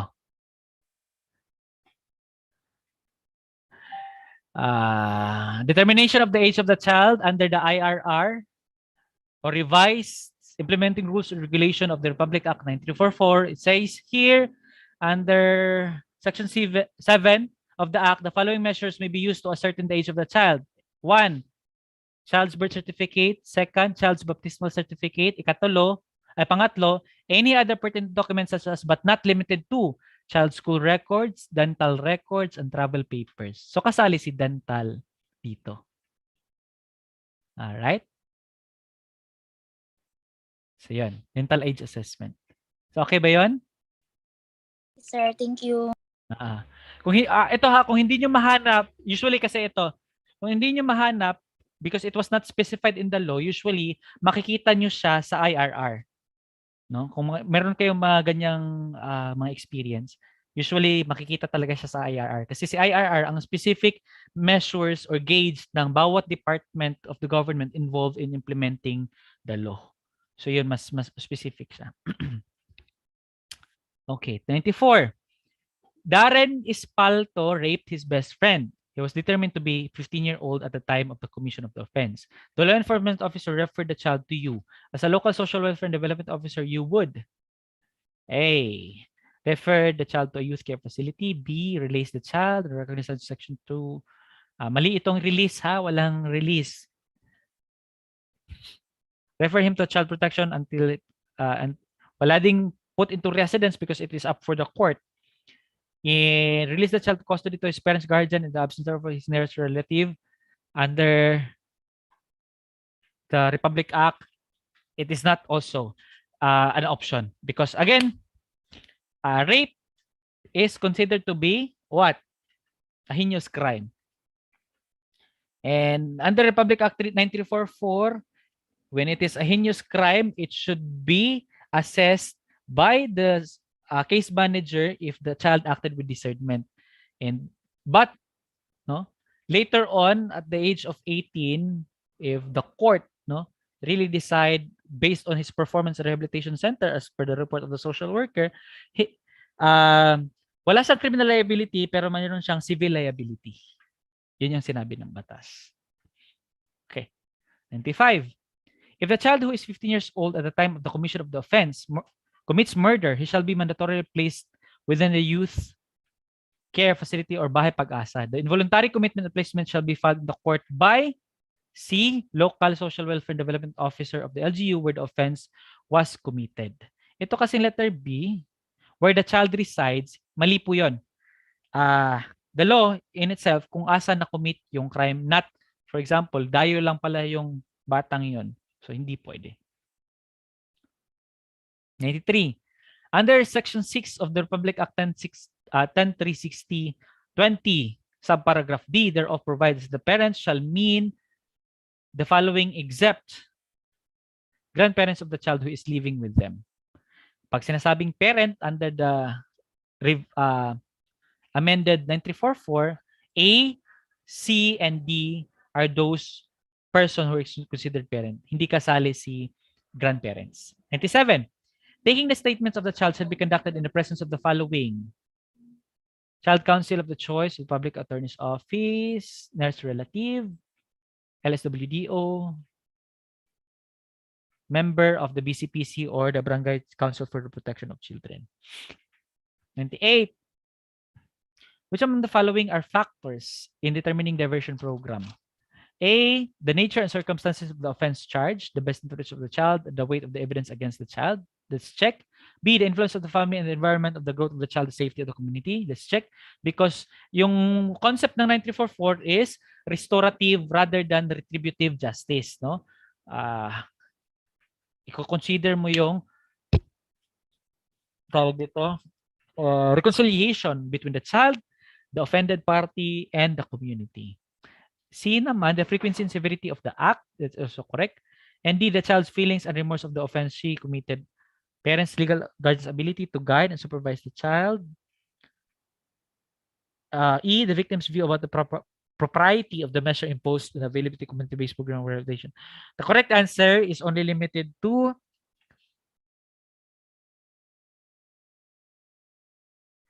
A, B, and C. Because D, the child's feeling or remorse of the offense he committed.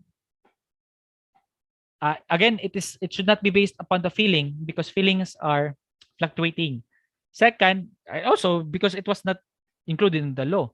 Parents or legal guardian's ability to guide and supervise the child, it does not guarantee that she will be subjected to tawag dito, diversion program, especially if the law provides that the child commits a heinous crime. Automatic na talaga yan. Ano pa ba? Yun.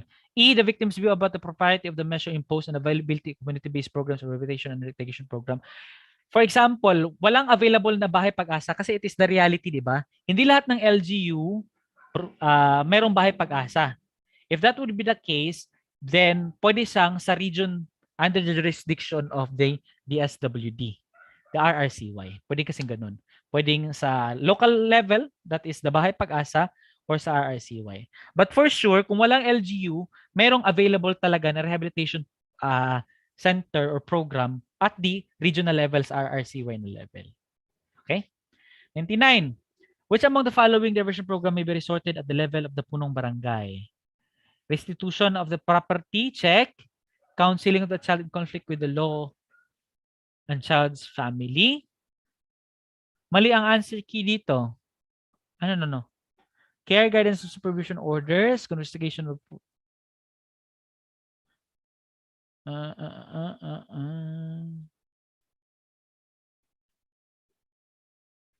D.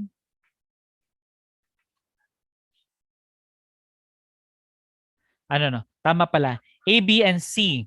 D, confiscation, forfeiture of proceedings instrument of the crime, written oral reprimand or classification, institutional care custody, payment of the cost of proceedings of the fine will be the responsibility of the court. So D hanggang G. While A, B, and C may be resorted at the level of the punong barangay. And lastly, which among the following diversion program may be resorted to the level of the law enforcement officer? A, restitution of the property, that's correct. Counseling, care and guidance supervision orders, confiscation, forfeiture proceedings instrument of the crime. Written, institutional care, payment of custody is also part of the court. So that ends our processing this night. We will continue it tomorrow, the same time, 6 p.m. Not unless if you have question. Okay? Sige, may katanungan po ba? At what number, specific provision, baka meron kayong gustong idagdag or baka meron akong maling nasabi na hindi sang-ayon sa batas. Kasi merong mga instances na ganyan, no? Kung yung kapanahunan ko nung review, syempre, pabida-bida. Medyo pabida kasi ako nung mga panahon na yun. Nagbabasa talaga ako nung yellow book. I don't know kung familiar kayo. Yung laws on families and children with social work intervention, yung Kang Danilo, yung author na yun. So, may libro ang kaklase ko. Kung nag-review kami sa SWPBS, binabasa ko talaga yun. And there are some inconsistencies as to the answer key, as to what the resource person is trying to say. So, kung may mga instances, wag talagang mahiyang i-brought out yan or mag-voice out, especially that yung stay at stake dito is yung ating to get the correct answer para makapasa sa board exam. Okay, sige, may katanungan or may gustong i-clarify? Sir, Yes. yung pong sa 99, yung nire-resolve sa level po ng punong barangay. Yung yung term lang po na counseling. Sige. Okay. Asan na ito?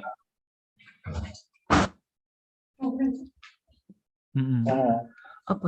So, ano naman sir yung acceptable naman or proper naman po na paano po ba yan yung gamitin siya although ang magka-counsel is punong barangay? So yun yung sagot.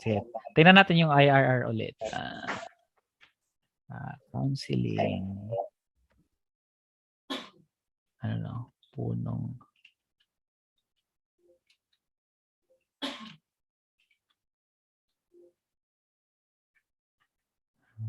Okay. So, under sa LCPC or Local Council for the Protection of Children, these are the duties of the local council. Okay. 1, serve the coordinating body will support the LGU for the adoption and implementation of the GGWA, GGWIP. 2nd, coordinate and assist the SK and youth and organization formulation of the juvenile justice intervention diversion programs. 3, provide coordinative linkages, assist punong barangay in the conduct of diversion proceedings in cases, support local, initiate collaboration, conduct capability building programs. Funding of the LCPC, appointment of the local, children and youth sector, intervention. Tingnan natin yung iba pang. Where diversion may be implemented. Diversion may be implemented under Katarungan Pambarangay level before the bunong barangay is provided in the Rule 47. Tingnan natin yung Rule 47.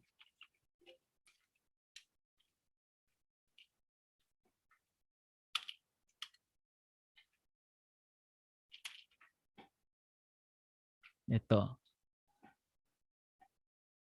So, at the katarungang pambarangay level, there is this diversion priority entry. A child CICL may be undergo diversion proceeding outside the criminal justice when the case is referred to the barangay through lupong tagapamayapa. So, merong intervention, no, at the barangay level. Who handles the diversion? Diversion at the katarungang pambarangay level shall be managed by the diversion committee chaired by the punong barangay as the chair, members of blah blah blah blah. And these are the members of the committee.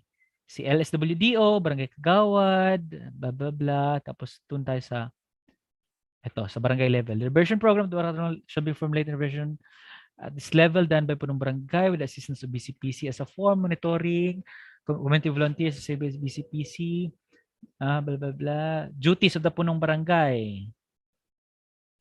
Handling the case shall within the 3 days detention to the the punong barangay handling the case within 3 days from the termination of the absence of jurisdiction or termination of the diversion proceedings as provided below, forward the records of the case to the enforcement officer, prosecutor. Sorry.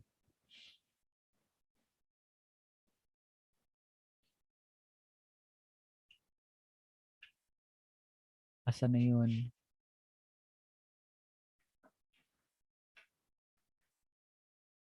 Victimless crime.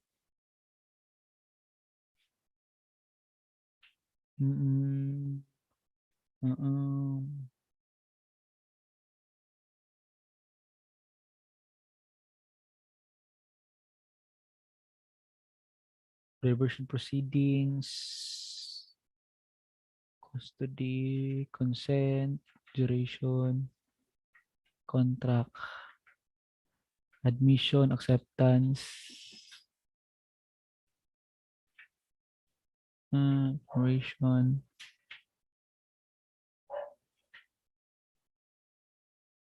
kinds of diversion. Ito. At the level of the punong barangay, ito yung pwedeng gawin. Ito lang pala. Restitution of property, reparation of damage caused, indemnification of consequential damages, written or oral apology, care, guidance, and supervision orders. Ito, kasali siya. Under Rule 53B, paragraph 31. Makita rin. Thank you po, sir. Thank you. Okay. Apo. Sige. Thank you Sir, po. pwede mag-request? Ay, sige po. Ano po yun? Sir, pag i-upload itong answer ng drills, pwede yung maayos na yung answer, yung like, yung mga kanina nag-error, na mag-change na siya sa totoong answer. Pwede natin siyang i-request sa nag-encode. Sige po, sasabihin ko po yung ating coordinator. Para pag mag-drill kami ulit ng it's like yung balikan namin, sir. Sige po. Namin kung ano. Thank you, sir. Sige po. Okay. Alright. May additional pa bang clarification or katanungan?